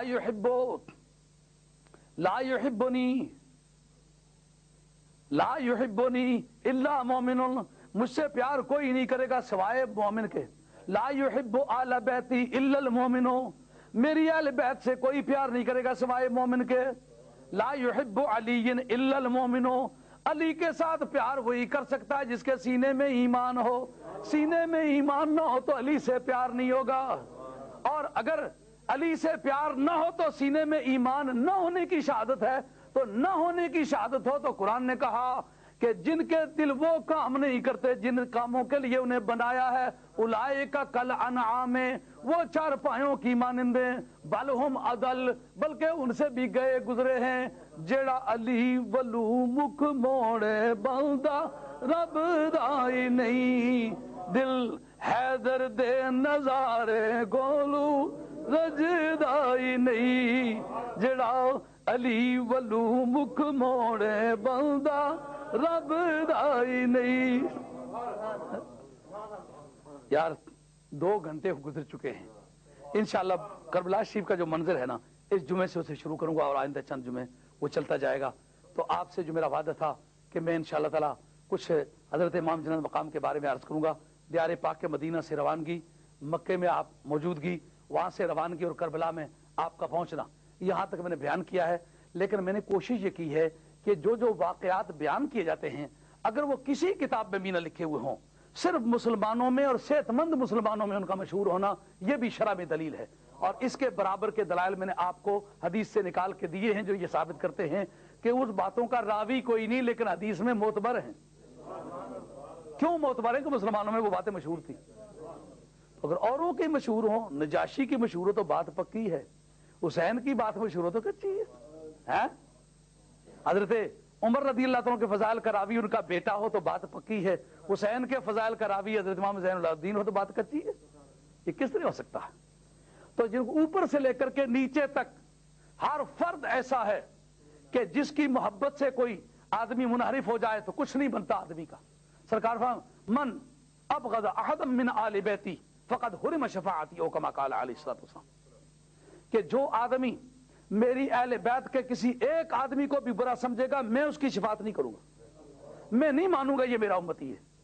उन जिसकी जिसकी पुजरी हो करे जिसका पहचाना। सरकार मेरी अहले बैत के किसी आदमी को भी अगर बुरा समझे ना, मैंने नहीं कहना ये मेरा उम्मती है। और साथ ये भी फरमाया माता अला बुग़्द आले मुहम्मदिन फकद माता काफिरात, माता अला बुग़्द आले मुहम्मदिन फकद माता मुनाफिकात। सरकार ने फरमाया कि जो आदमी अहले बैत के बुग़्ज़ से तौबा किए बगैर मर गया, मरा तो बुग़्ज़ अहले बैत उसके सीने में था, फरमाया वो मुनाफिक की मौत मरा। एक रवायत देखा काफिर की मौत मरा है।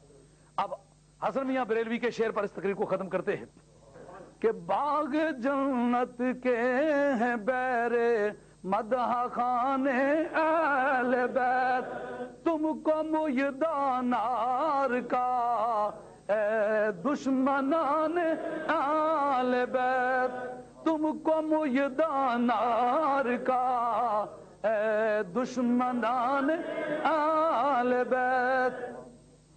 अब एक बात तो ये आपने याद रखनी है कि आइंदा साल 10वीं मुहर्रम को अगर मैं जिंदा रह गया, जिंदगी ने अगर वफा की, तो मुमकिन है छुट्टी के फर्क की वजह से एक दिन आगे या पीछे कर लें, लेकिन इंशाअल्लाह अज़ीज़ मस्जिद वाले साथी हमेशा इमाम जन्नत मकाम का जिक्र पाक नहायत धूमधाम से करते हैं, वो भी करेंगे। लेकिन मैं इंशाअल्लाह अज़ीज़ अपने खर्चे से एक दिन मुकर्रर करके तो आप सबको दावत दिया करूँगा। और आप हजरात जब तक मैं इस मुल्क में हूँ, आप इस बात को याद रखें कि उस तारीख में आपको शहादत के मौजू पर मैं खुद अपनी तकरीर सुनाया करूँगा। कुछ आज आपने सुन ली है और बकिया जो है आप जुम्मों पर मेहरबानी करके तशरीफ लाएं, लेकिन जुमे में अच्छे वक्त में तशरीफ लाएं ताकि मैं उन वाक़यात को अच्छी तरतीब से बयान कर सकूँ। तो आप हज़रात से उम्मीद है कि आप जुमे में तशरीफ लाएंगे। जो बकिया दिन रहते हैं इस मौजू पर वक्त खर्च करने के, मैं कोशिश करूँगा कि उन दिनों में शहादत इमाम जन्नत मकाम आप हज़रात की खिदमत आली में पेश करूँ। आप खड़े होकर बारगाह रिसालत में माब में सलात व सलाम पेश फरमाएँ और उसके बाद दुआ हो जाती है। लंगर तैयार है, जो मिस्कीनाना सा लंगर है आप तनावुल फरमाएँ।